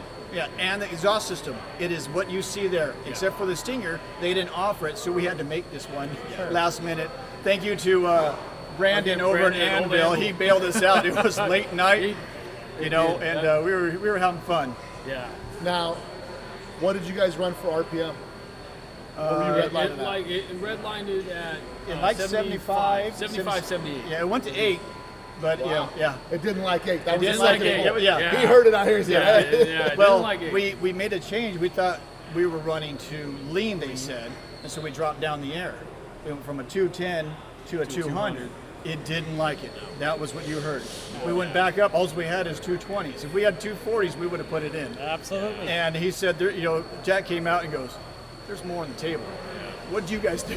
We're like, we don't know. So, what are you running compression-wise? 13.6 to 1. 13.61. Nice. So that's a straight race gas motor. Yes, sir. That's a nice. I mean, Adam, with that motor combo, what do you think that could do in a street car quarter mile with that kind of power? Ballpark. I'm going to tell you if it's a full-bodied car, it's probably an honest 12-second car. 12 High seconds. 12s. 12 seconds. I mean, listen, it's a lot of power. It's a lot of power out of a little displacement, short stroke, and I mean, it's pretty impressive, man. And now father and son, Yes. duo. Yes. How does that make you feel? Oh, you have no idea. Yeah. We're so blessed. Yeah. No. I am seriously blessed. I get to work with my wife, who runs the front. Love you, honey. Yeah. And I get to work with my son, who builds the engines. It's a blessing. I mean, I'm seriously just And how long you guys been doing this? Since you were officially after dragging me out for playing video games. Right. He was a about video- 15, I started getting really into it. Pops first, put me on again. Here's a Baja bug, start tearing it apart. Yeah, again, got filthy, had fun, but he just didn't see the passion there. again, my mentor, who ended up being my mentor, Gary Larson, again, he was building engines for us. And so he always found me over there. He's like, get back to work, leave him alone. And then finally Dad saw I kept going over there. He finally pulled up a chair, sat me next to Gary and said, you're going to learn how to build an engine. And from there, I can't thank him enough for me being able to produce an engine like this. And Yeah, I mean, you guys got to be proud right now. I mean, that's a strong move. I love it, and I love the fact that you guys are a father and son duo, and that and the philosophy you took of like, what could someone else build? We're gonna do it like exactly. It's possible for anybody. And the carburetors on it, 48 ideas right out of the box. out of the box. Out of the box. Minus Venturi's, but Minus Venturi's. I'm sorry. Yes, Venturi's and some jetting, of course. Yeah. But that's it. Same with the linkage, exhaust system right out of the box. And we're gonna have to hunt down arms. Doug Gonzalez for this camshaft. you're gonna. That's one guy you talk. That's the guy you talk That's to. not our cup of No. tea. If you want to, see a gentleman like yourself, Adam, Yeah. Prove and it. Prove you it. guys know this. We don't know That's this. it. So we were smart enough to say when we got into is, let's talk to some people Yeah. because this is out of our realm. So this is the first time you guys are building a race motor. This is it. This is really the first one. I mean, whether it's drag racing or you're here in a dyno competition, it's the same thing. How did you feel about putting your reputation on the line? Confident. On a dyno in front of a bunch of people to take a motor and wring its neck. Confident. Yeah? 100%. I have 100% faith in him. So do you have a dyno back at the shop? No, we do not. It's a bold move. That's a bold move. Yeah. I mean, it's got to be pretty, because you got to be there on the verge of a little bit of fear in there, because you're thinking, I hope I tightened everything. I hope we're going to spin it to the, because, Well, funny so- story is that it was Saturday night. I'm tapping out. It's 12 o'clock. We don't have this thing built yet. And Nathan's like, I'm going to stay. I'm like, This last Saturday. This is Saturday, yes. Wow. And I'm like, Nathan, I got to go to bed. I'm old, I got to go to bed. So I get home on 12. I get up at 5 o'clock, and I'm walking down the stairs, and he's walking up and goes, Tag, you're it. And I'm like, you're just getting home? And he says, it's all done. I'm going to sleep for a little bit. You go put the rest together. So by Sunday evening, we were late for dinner. And sure enough, we got it, broke into the cam and everything. We looked at each other and we went, let's just go home. Let's go home. And Good from for you there, guys. here we are. So no breaking time, no nothing. This is it. This is, yes. We were able to come, and EMPI was so grateful to let us use their dyno. We were trying to work out some bugs. We weren't fully able to get a full run on it. So again, real quick, we called George Jimenez from Jimenez Racing, and we're like, Wonderful hey, man. we need help. And he took us right off the street. We rolled up, we had everything. He goes, pull that motor off, we're throwing it on the dyno. And he helped us out. And again, we did Yeah, pull again, after pull after pull. wonderful gentleman. Yeah, again, Wow. you Guys, crafted, yes. Congratulations. Great Thank you, showing. sir. Great Thank you. showing, man. Thank you. Father Awesome and son job. couldn't Awesome be better. job. May I say some Yes, thank yous? thanks some people. For Again, sure. Again, lovely wife, Lisa, love you. Thank you. The guys at the shop, great job for helping us out. EMPI team, wow, you guys are just amazing. Rob, Icy, Leonard, Anthony, Doug Gonzalez again at Performance Products, thank you. George Mendez at his dyno. Torco Oil, thank you. DPR, Brothers, and Brandon at Old Anvil. Speed Shop. You guys, A1 Muffler for giving us the stinger. Thank you so much, everybody. This has been a wonderful ride. Guys, congratulations. Thank you, Great guys. job, Thank guys. you. We got one Great more to job. go. Yes, Thank one you. more to Yes, go. sir. Thank Yes, you. What was our final numbers? 216. 216 was the final number, man. That's Pretty stout for that's 1914. listen. I had to wipe a tear away. I mean, that's a moving story, man. Father and son. Oh, it's pretty cool. That you get into something like that, and yeah, it's Pretty that's awesome, cool, man. right? They did it together. Yeah. They both share in the glory. As of right now, I think they're looking pretty good. They're looking definitely pretty strong. Top two, I don't know Yeah. exactly how the formula goes, but they're definitely looking good. He says Congratulations over to those here. guys. That's right. Baby Nate built the engine. I There mean, you that's a pretty awesome deal. So, are we still on? Oh, yeah. All right, because We got one I'm more. looking for us here. So we're going up Here we Seward go. Speed Shop, man. Seward. This is the motor that I'm interested in, guys. This is a 1721cc Screamer. Now This let's thing, you're talk gonna hear about some that a little bit, RPM. because people are trying to figure out how this guy got to and to me as the layperson, I ask the same question. How do you get into this? How do you de-stroke a motor? He basically took probably a 69 counterweighted crank or 69 forged crank, whichever one he chose, or maybe even a billet, who knows, I got to look on here. And he basically offset ground this to a Honda Journal. So basically when he does that, he de-strokes it down to a smaller stroke. So he went ahead and offset ground this to the small side, 62 millimeters by 94 bore. So this, in my opinion, should be just a very, very high RPM Screamer. So now this guy's using a Honda connecting rod? He's using a Honda Journal rod, so he probably Honda Journal rod. rods made. Let's see, connecting rods. Oh, yeah, Potter make them. Matter of fact, I think I've seen some stuff online. And this has, I think, an aluminum Potter rod in it, to be honest. Looks like it's got a Wiseco piston, web camshaft, tool steel lifters, MPKs, Daily oil pump, Daily engineering guys out there in Elsinore. Looks like it's got Potter rockers, has an 8-pound flywheel, 8.5 pounds DPR flywheel, so that's pretty impressive. Super lightweight combination. I'm thinking they're going to try and run this thing 9 to 10,000 RPM. So if you're not watching, you better start. Turn the volume up, because if everything goes right, Yeah, this one's gonna be a banger. So Yeah. we're seeing D&J's pulled up a seat and they're watching. They're watching. Oh, yeah. They're watching These close. guys are watching. So I think today we learn it's the day of the small stroke conquerors, right? Like I said, it's all power per inch, and usually you can do it with the smaller motor. It's an air pump, so you use RPM as your. We got some RPM guesses over there to the left. Yeah, let's see what we got. Let's read some 10,500, comments over there. 10,000, Peter the Heater. So we'll see. This is the, I don't know. I'm going to tell you right now, it'll be interesting to see how our dyno operator, Jack the Hatchet Sacchetti, can Jack the Hatchet. Yeah, Where's that's what that we used to name? call him back in the Is that day. from the back in That the was back day, in the huh? day. Come on. We're gonna have to.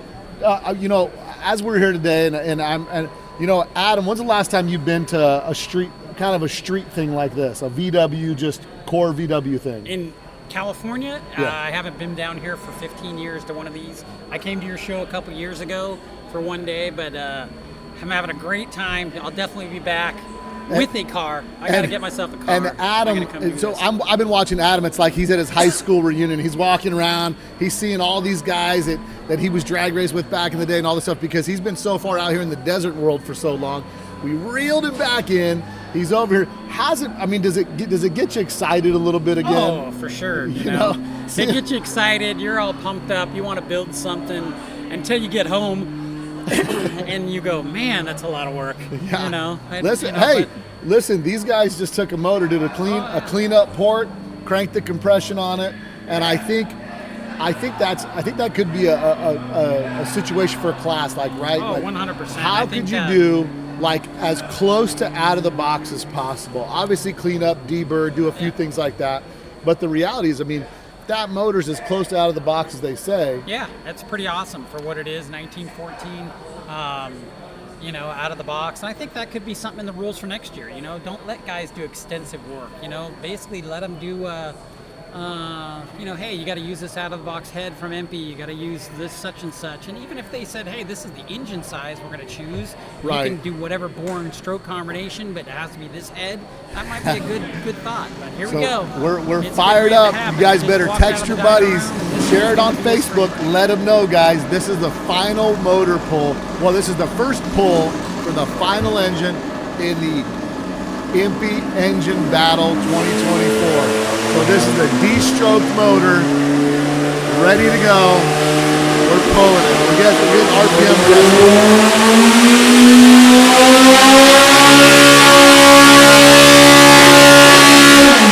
There we go. That sounded Wow. good. That sounded good. That's my hair standing up. The D-stroke, the 66 stroke. 62. 62. 62. Who would have thunk it, right? Who Yeah. would have thought that you would have come in there and just de-stroke the thing? And that's crazy. So we got a couple guesses hitting 10K on the dyno limit. Let's see. They said that the first day, so it's only 10,000 dyno. We got some people giving some feedback. Yep. Sick as heck. He says, Yeah. "Wow, Yeah, yeah." We got a pretty lot of people awesome. commenting. I love it.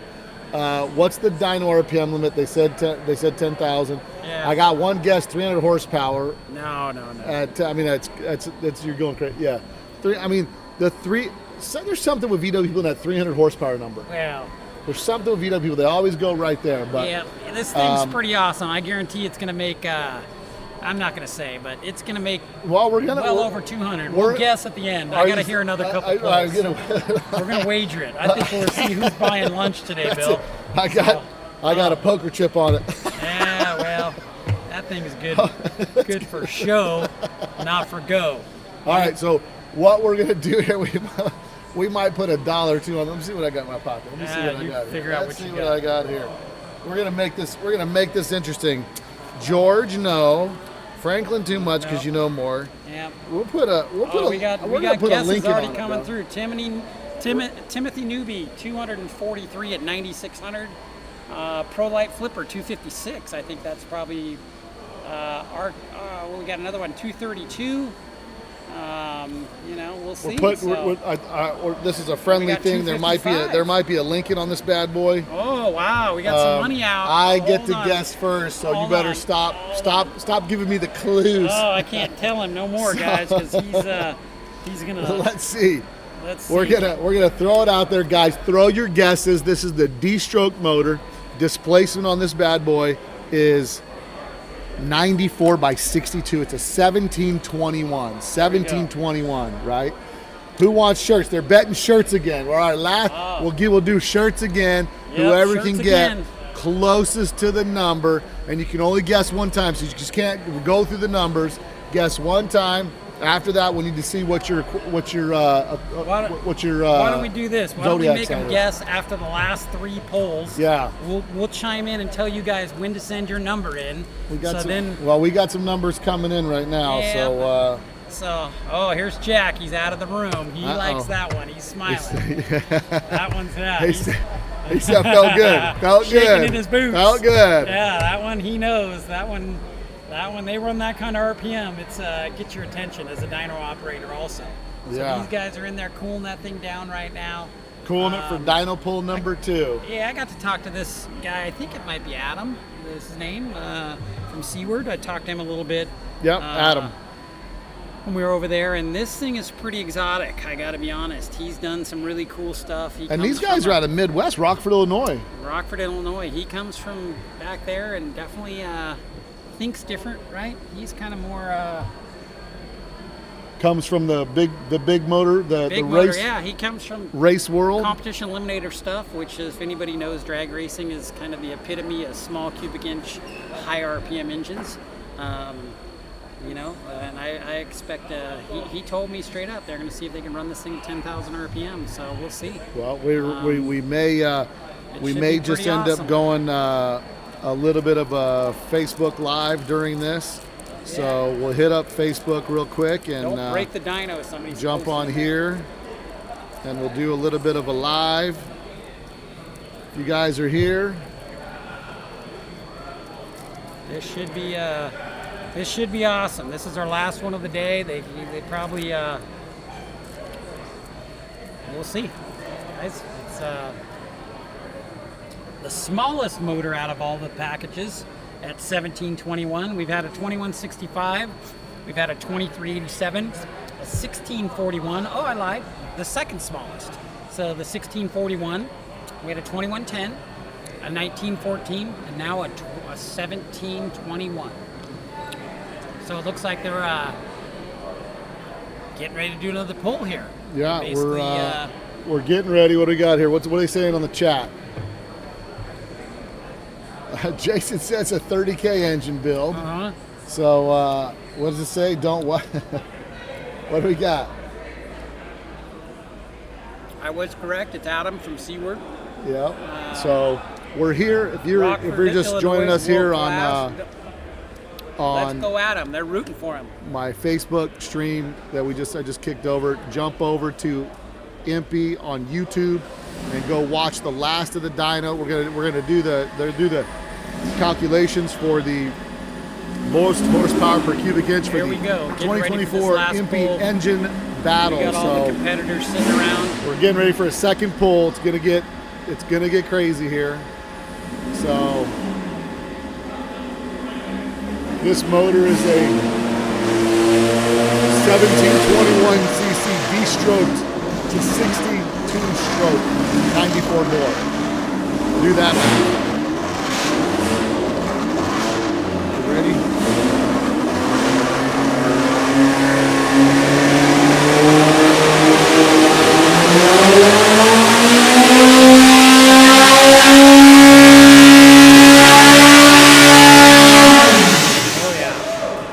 That one sounded good, guys. Everybody's cheering here. That's a pull. Yeah, that one definitely sounded good. That is a So, pull. So we've got a lot of that stuff happening. You want to give me yours? I'll kick yours on. You just lean it up against underneath that, dude. Yeah. Here. We got all the competitors here. They're basically checking out all the last minute stuff. It's pretty awesome to see them all hanging out, just shooting the breeze. Just talking to each other, a lot of camaraderie. The VW community's like that, and it's pretty cool. So, Well, we're ready for the final of yeah. the engine. My hair's standing on end 2,000 miles That's away. it. That's from it. Josh, Here, right? set that just underneath that screen over there, buddy. Right now, so we got We're here all at these guys going. We're here at the So- EMPI finals. So this is the last engine that they're going to be dyno pulling. It is a D-stroked motor, big bore, Small sub 69 stroke. 62 millimeter, 1,721 cc's. Adam and Tanner from Seward Speed Shop, Illinois. 45 years of experience. I think what was their quote? Sorry, Jesse Harden. Yeah, I think that might have said they might have been busting on somebody there, but So they definitely brought their A game. I think this thing's going to make some pretty impressive power for how big it is. So we'll give you some numbers here as we go on, guys. It's pretty awesome. Someone's upping their guess to 159 at 9,800. Adam's gonna disagree with you. He's going a little bit higher than that. Yeah. He hasn't put his official number in yet. I'm I not have gonna to give hear you my official number I have because to hear Bill the and I have a little third wager poll. going. So a little wager Putting between some Bill and I.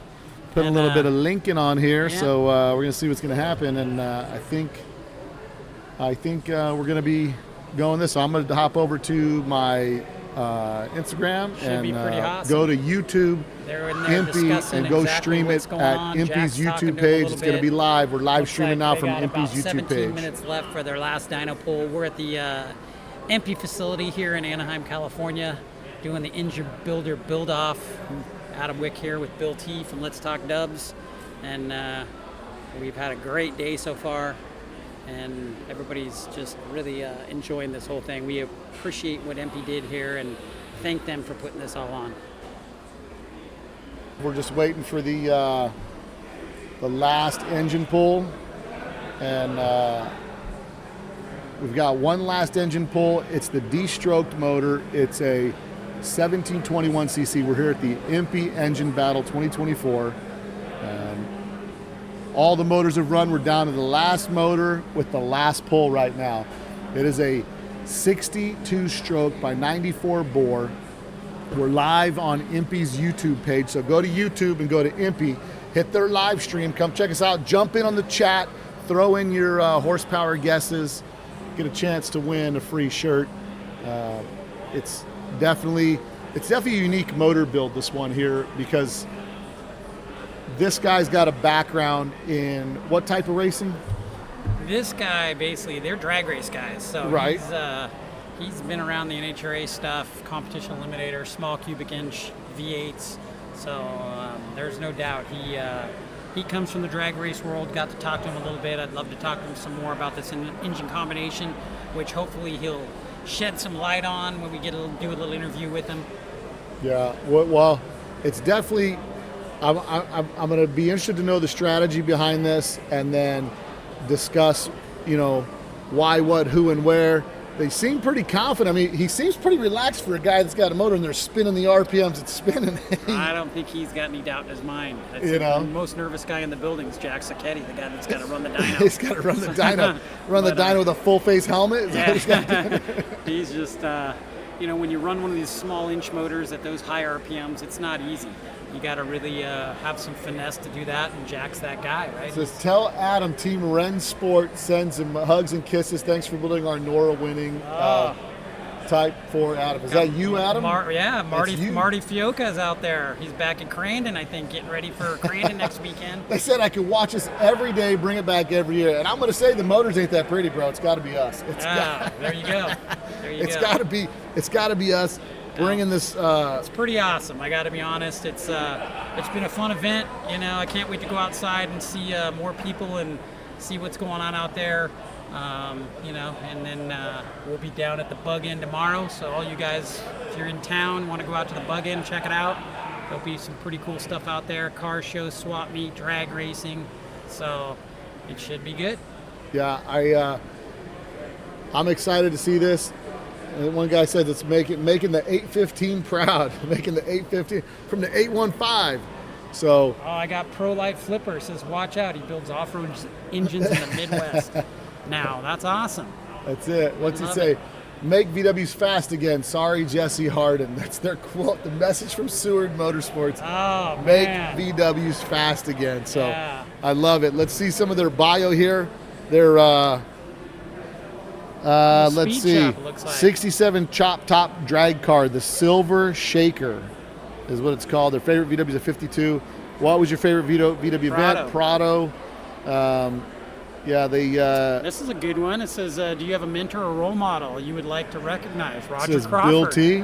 Roger Crawford, Heads Up Roger Performance. Crawford. That's who I started with doing dyno work back in the day. Back in the day. Yeah, big old Raj, out here right here in Fullerton. My first dyno excursion was over at Roger's shop when I was doing my pro stock stuff. Roger's still around, builds some awesome components. He's still building motors. I think Raj's still in the VW scene, right? He's builds the component development cylinder heads, kind of drag race based stuff, but Well, for you guys that are watching right now while we're waiting for the cool down, look at this guy with the lanyard on there, just chilling. He's just chilling. He's like, yeah, whatever, no big deal. Let's just get her down to temperature and grip it and rip it one more time. He's got about 12 minutes left. Probably the most relaxed guy I've seen in the dyno room all day. 100%. He This seems guy like has confidence, man. No I big think it's the thing. name, personally. I think it's the name, Adam. I don't know, man. Adam's, Just I mean, chill. confidence in Hebrew, I think. Yeah. It's definitely, it's going to be exciting. Last pull, we're real close to this kicking off and getting that final number and making this happen. So Looks like I'm they're interested. coming out of the dyno room and they're getting ready for. So for you guys in the chat, what would you guys, as far as the commentating stuff like that, what are you liking, and what would you like to see more of if possible? Is the nonsense that I'm bringing up, a little bit of education for some of us street guys, helpful? Let us know in the chat what you guys think about that, because I definitely want to see what you guys are thinking, because we're really having a good time doing this and just keeping it going as far as the time between the cool downs and all that. But it looks like on this motor in particular, so you're looking at on the screen, it's all black. Now that means he's got coatings on the motor, is that right? Yeah, I did look at it. It looked like it had some coatings on the cylinder heads, maybe a heat coating. Carburetors are just probably powder coated as far as that goes, but the cylinders definitely had a more of a drag race style cylinder, small fins. Looks like those cylinders, I don't know exactly if it's going to tell us, he says rev cylinders, but they had very little fins on them. But yeah, this thing is definitely not your daily driven street motor. This is a high RPM racing. Adam's in the black, and then what's it say? It says on there, Tanner's in the gray. Yeah. All right, so maybe that's the reason why Tanner's looking so casual, bro. Because there you go. But it's there, it's going, and so. Okay, yeah. Adam looks a little more nervous then. Okay, he does. He's fine. Yeah. He's fine. So that means Adam has all the money invested. That's it. But no, it's all good. This thing's awesome. They're getting ready to go. So if you guys want to catch us those of you guys on my Instagram feed, just make sure you shoot over right now to EMPI's YouTube page. Go check it out on the live. Go check it out right now. We're gonna do this final engine pull, and we're gonna have the results. So go check it out at EMPI's YouTube page right now. So go to YouTube, type up EMPI, and check out the live. Later. There we go. All right. I'm getting signs that this is gonna be a 10,000 RPM pull, All right, guys. I gotta plug in right now. I'm plugging in so I can feel the horsepower, so I can put down the winning It's all number, about feeling the RPM. so I can turn my Franklin into a Hamilton, or not. I'm sorry, my Lincoln.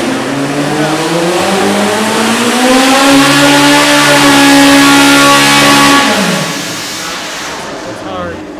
It's wanting to misfire and do some funky stuff up there, so I don't think it'll do it.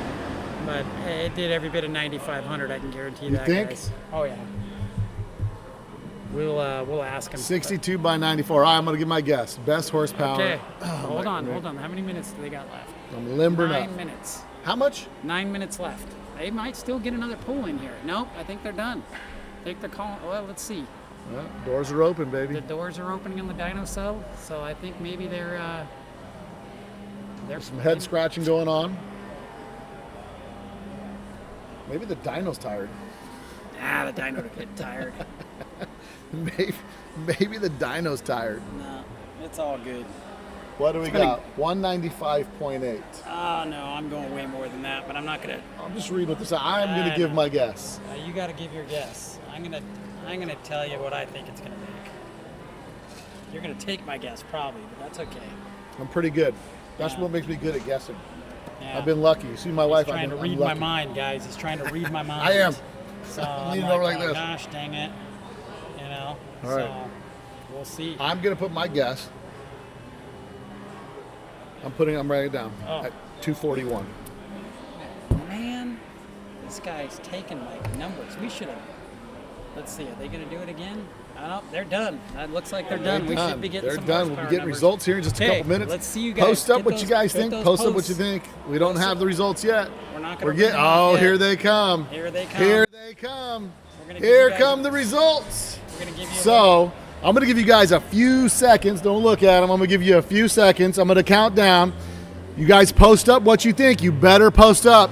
Don't be wrong. Everyone hates the guy that's wrong. That's it. I'm going to post the results in 5, 4, 3, 2, 1. All right, Adam. Okay. Let's see if you owe me $5. I didn't guess yet. I already know. It doesn't matter. Okay, guys. Their first dyno pull First dyno pull. was 200 horsepower out of a 1721cc motor, 120 foot-pounds of torque. Second dyno pull got a little bit better with 204.4, 123.4 foot-pounds of torque. And the last one, it only went 195.5. So their best pull was 204.4. And I'm sure that was probably somewhere in the 9,000 and 9,500 RPM range. It'd be interesting to see the horsepower. So the horsepower for that 1700 cc motor. To put this in perspective, a factory 1.7 liter motor has 60 horsepower from the factory, Type 4. This 1700 cc Type 1 motor has 204 horsepower. 204. 204 horsepower. Pretty awesome. That is Pretty a awesome. monster. For a 1721 cc motor, that's Yeah. a lot of power. A lot of power, a lot of RPM to do that. I mean, that very motor, good I'm job interested to as see far what as they that were goes, running guys. They did RPM it. wise and really get into, because I know you guys are thinking the big numbers, right? It's not the biggest number we've seen. We got to look at number displacement. And man, it's to the wire. It's to the wire. We're getting there. I'm looking forward to seeing these guys over here and figuring out where we're at. And it's going to be, they'll announce the official winner here in just a few minutes, but we're going to sit down with the guys from Seward Speed Shop out of Rockford, Illinois, and hear what they have to say about the battle. I'm glad that we've got Ohio covered. We've got South Carolina covered in this. We've got Illinois covered. We've got pretty much all four corners of the country covered here. Yeah, for sure. And it's awesome to see people from all across getting involved in this. You know, I was really hoping it wouldn't be just a West Coast thing, and I'm glad that it's not. I'm glad that people are coming from everywhere. And I think this year sets the bar that next year I think you'll have double the amount of contestants in it. And it's horsepower per cubic inch. Someone's asking, they said horsepower per cubic inch, Wick, what do you got? 1.94 per inch right now, guys, on that motor. So basically, Derek, I caught that. It's that thing's 105 cubic inches, 204 horsepower, so 1.94 per inch. That's the only one I've done as far as that goes so far. But I think there's a couple guys that are close. So there, I mean, it's there. It's neck and neck. So all right. So we got Adam and Tanner. Yes, sir. And I was thinking Tanner. I'm like, man, I kept looking at him and saying, Adam, I'm like, man, this guy looks so calm. This guy, like, he doesn't got a care in the world. Almost like he's riding shotgun. Meanwhile, we find out you're Adam. So now tell us a little about the motor. First and foremost, it's a 1721, 66 stroke. 62 stroke. He gets that mixed up every time. That's why he's here. 62 stroke. Yeah. Where'd this concept come from? Why'd you go such a small stroke? What's the philosophy behind this engine? So basically, we wanted to get rid of as much rotating friction as possible. So we were able to go down to a 1-inch 880 Honda rod journal. And so with doing that, it allowed us to take the Volkswagen to the 62 millimeter instead of the 64, which most people would de-stroke it to. So we're able to get that extra 2 millimeters out of there. And then just applying basically every aspect of reducing friction and being able to spin it as high as we could. Now, what was the RPM range it was hitting? That was 8,700 to 9,000. Yeah, he was right there at 9,000. Yeah. And it was pulling all the way to 9? It was pulling all the way. Yeah. And you guys custom cam in there? Yes. One of your secret, that's part of the secret sauce. recipe. That's one of Jesse Harden's secrets. Oh. And now, compression ratio you're running on that motor? 13.4. And with such a small stroke, did you guys have to chop the pistons down? Dude, a mile. Cylinders. Cylinders. Over an inch off the cylinders. Inch and a half, 1 inch 540 off of each cylinder. We wanted the short rodded So motor. this motor's you need to put Super Beetle tins on it to close up the engine compartment, so it's so short. Yeah, and the rods are 5.1s, so I mean they're all aluminum. That's All crazy. aluminum. Yeah. To give you an idea, Bill, Yeah. 5.1, that's 300,000 shorter than stock, Wow. right? So Wow. the push rod in that motor is probably 5,600. How long is the push rod? 10,600? 10,100. 10.1. That's how. So a stock length push rod's 11 inches long. 11,060. So it's almost it's an inch shorter push rod than Yeah. stock. Yeah. That's incredible. And then you guys built, so the cam's a secret. That's the Jesse Harden special. It's a Jesse Harden And then special. now you've got compression ratio. Where are you at compression wise? 13.4. 13.4. 13.4. Let's talk cylinder head. How much mods? Jeez. So, Okay, so here's we the started with the cylinder heads. We knew we wanted to put a little bit more valve in it. So what we did is we took the exhaust valves and guides out of the head, shoved a piece of aluminum through there, welded it up, moved the exhaust over 130 thousandths, pounded new holes in, reset guides, seats, the whole 9 yards, and able to fit a little bit more valve in there without shrouding it. That was the thing. Like we could have went a little bit bigger, but then we're shrouding the valve, not making power. That's 4840. 4840 valves. 4840. We're pretty sure is the largest valve combination in a set of empty heads. Absolutely. It is. They're all All titanium valves. Really? Yeah. Custom. And then so you're running huge compression, titanium valves, relocated exhaust ports. Yep. Or exhaust Valves. Guides, yeah. Now, the coating all over the motor. Why is the motor all black? Just to look cool, No. like Johnny Cash, or what do we got going on here? No. It's actually a heat transfer paint. It's a Cerakote product, and it actually dissipates. It helps dissipate heat. Now, is this what you guys do in Rockford, Illinois? Like you guys obviously do engines. Yeah. Volkswagens. That's all we do. So you guys do Volkswagens? We're strictly Volkswagens and air Porsche. cooled. Yeah. Strictly air cooled. VW and Porsche. Yeah. Now, how did you feel coming out here to the West Coast? Like you're coming here to Mecca to battle, right?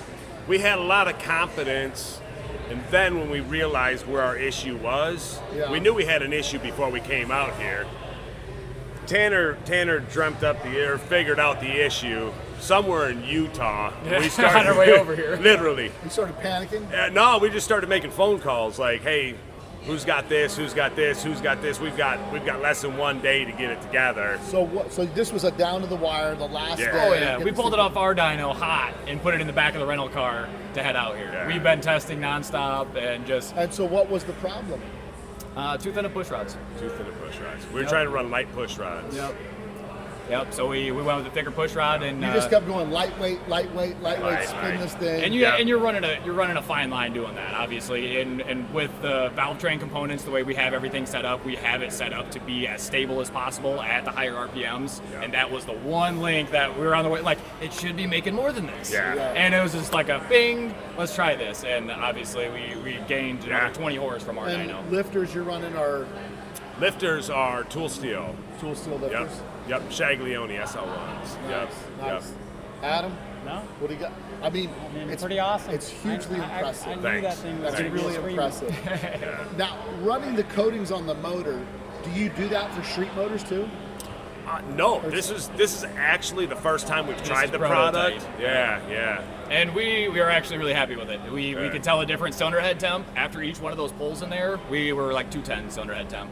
Really? Yeah, it wicks the heat right out of the Pulls case, it. the cylinders, the heads, the It whole pulls 9 the yards. heat out. It works. It's magic, but it works. So now you're thinking you may do this on some of your performance motors now. We'll see. We might. We How, might. how much time in this motor? Oh, Time and money. Be realistic. So Realistic? these guys know, yeah. I think we figured about 730 hours. Okay. it's a Especially lot. with the cylinder head mods. Yep. And yep. we did bring the original intake manifolds. We Yeah. didn't have the time to make it work. We were trying to do plenums. We were trying to be able to make plenums work to be able to get further in the 10,000 range. Yeah. But we literally, like I said, we pulled the engine off the dyno hot. We didn't have enough time to get those dialed in. We had a lot of hours in those, so Yeah. that was quite a few, but yeah. So 204.4, that's what you guys were feeling? Yeah. We actually thought we were going to be a little higher than that coming out here. What was your goal? Our goal was 242. From the moment we started this build, 242 was the number. You would have won. I win. Yeah. The first, from the first talk of building this engine, but yeah, and we've got, well, it's probably not our engine anymore. So I was gonna say we've got some other ideas, but now I think we might have to go back to the drawing board and start over on this Well, one. you guys so. came out here, represented strong for Illinois. Yeah. I mean, putting Illinois on the map. I think Yeah. I'm giving you. You know, there's a few guys out there. The guys that have the drag race Kia. Some of those guys out there in Sure, Illinois. yeah. They've been on the podcast. We'll have to grab you guys, get you on the podcast, Sure. and get the in-depth story on what's happening over there. Be a good at time, man. Seward Speed Shop, right? Seward? Yeah, Seward. Yep, Seward. you got I it. love it, man. You got Guys, it. thanks for coming out, man. I Thanks definitely much. appreciate it. And you Great guys job. got to be Thank you. proud. You guys got to be proud. Thanks much. Appreciate it. Yeah. We'll wait to see what the Anybody they want to thank? Oh, anybody you guys want to thank? Check people out. Jesse Harden, huge thanks. He helped us out quite a bit on this one, actually. Yeah. And got to thank God. Yeah, Got to do absolutely. that. And my wife, she puts up with a lot, man. I think she was in here. She was chatting in here I all the guarantee time. you she was in there. Yeah. I guarantee think you this she is- was. Yeah. I was reading That's some stuff. awesome. She told me the black shirt, the gray shirt. Right? Yeah. Whoever it was, I was like, okay, Keeping it all straight. Yep. Keeping Yeah. it all straight, yeah. Well, that's awesome, man. Yeah, Well, so- we'll be on standby. We're waiting for the EMPI Chiefs to get over here and let us know how this all shakes out. Cool. And Thanks, guys. we'll, Thank you yeah, guys. man. It's Really Awesome appreciate job. it, man. It was Awesome great, job. man. Thanks Yeah. for coming out. Thanks Yeah. for putting Illinois on the map. And are you guys in the drag racing circuit out there? Yeah, we don't have a car right now. We usually have a car, and Okay. right now we don't. All right. We haven't stepped in the Volkswagen game. We've done a little bit in dragster, door car bracket racing. We've done a little bit of rallycross. We've played around in multiple motorsports. Yeah. Just right now at this time, we don't love have a it. car. But I after love this, it. I think we need one. We'll put All something right. together. Yeah. I'd love to see you guys out there, man. Listen, that's what makes the hobby fun, man. Is Exactly. guys coming out here and just pushing the boundaries. And so I love it. I like the out-of-the-box thinking. I like the unique combination and just coming out of left field. So Thanks a lot. Appreciate it, man. Congratulations on a great pull, and we'll sit and wait for the results. Excellent. Awesome. All right, Thanks. guys. Thank you. Thanks. Pretty Well, awesome.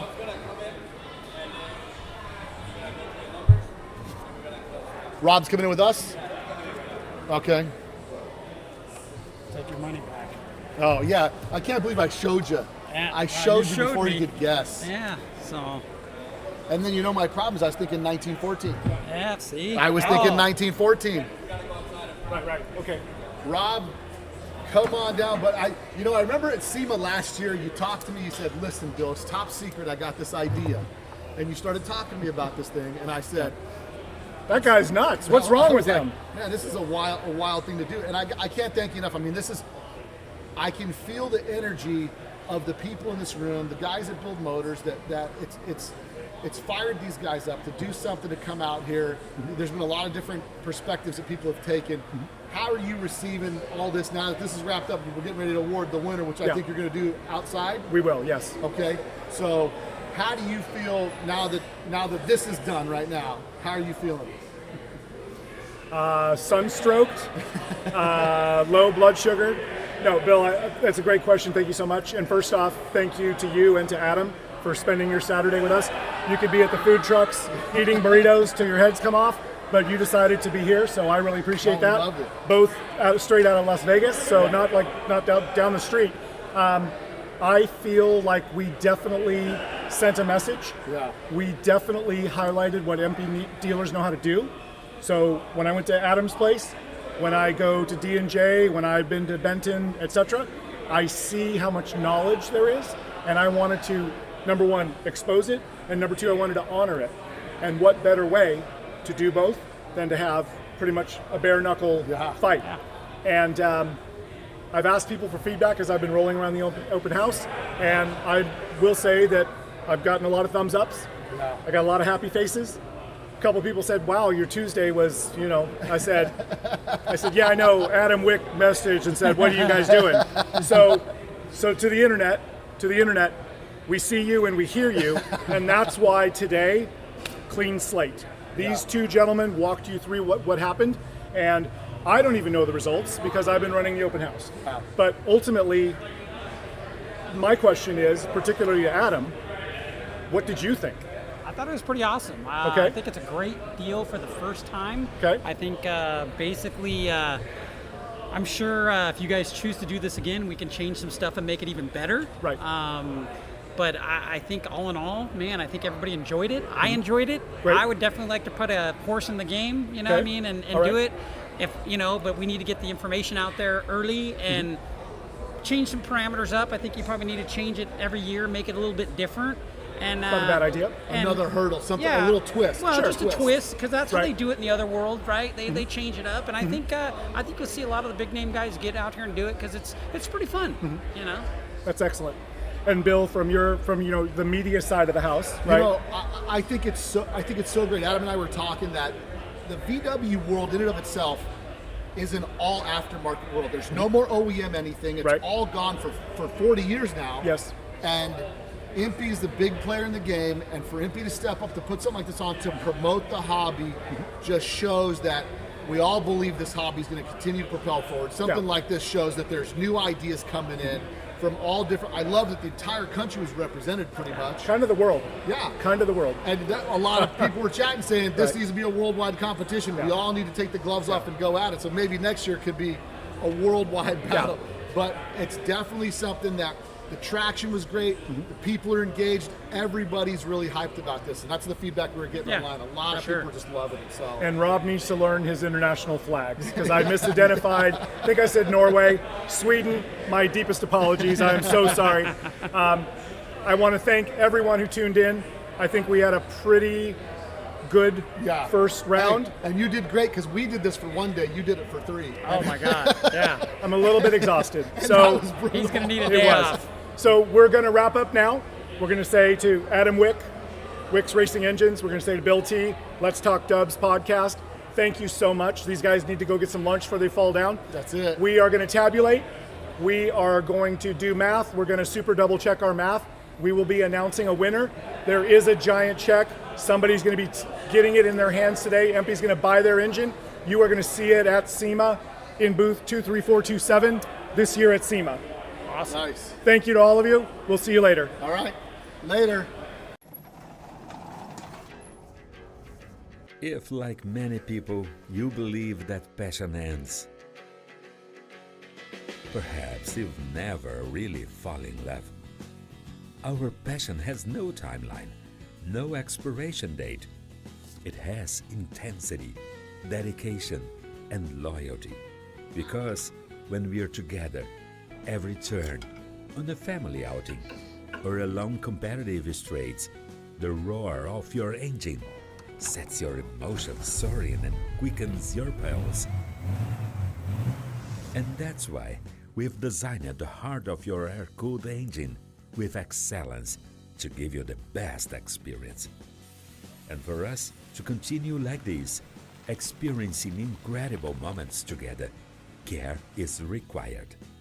And that ranges from the strict control of a raw material to the perfect finish and integrity of the material. We are an authority in the production of cases and cylinder heads for air-cooled engines, a generally Brazilian company with a history that spans more than 40 years of quality, performance, safety, and tradition in over 40 countries on every continent.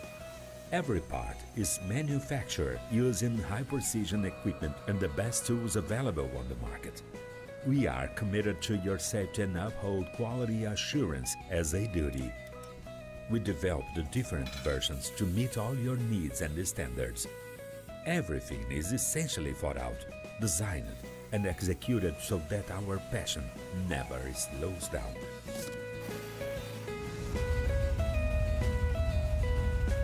Autolinea Performance. We drive every mile together, creating memories and sharing stories.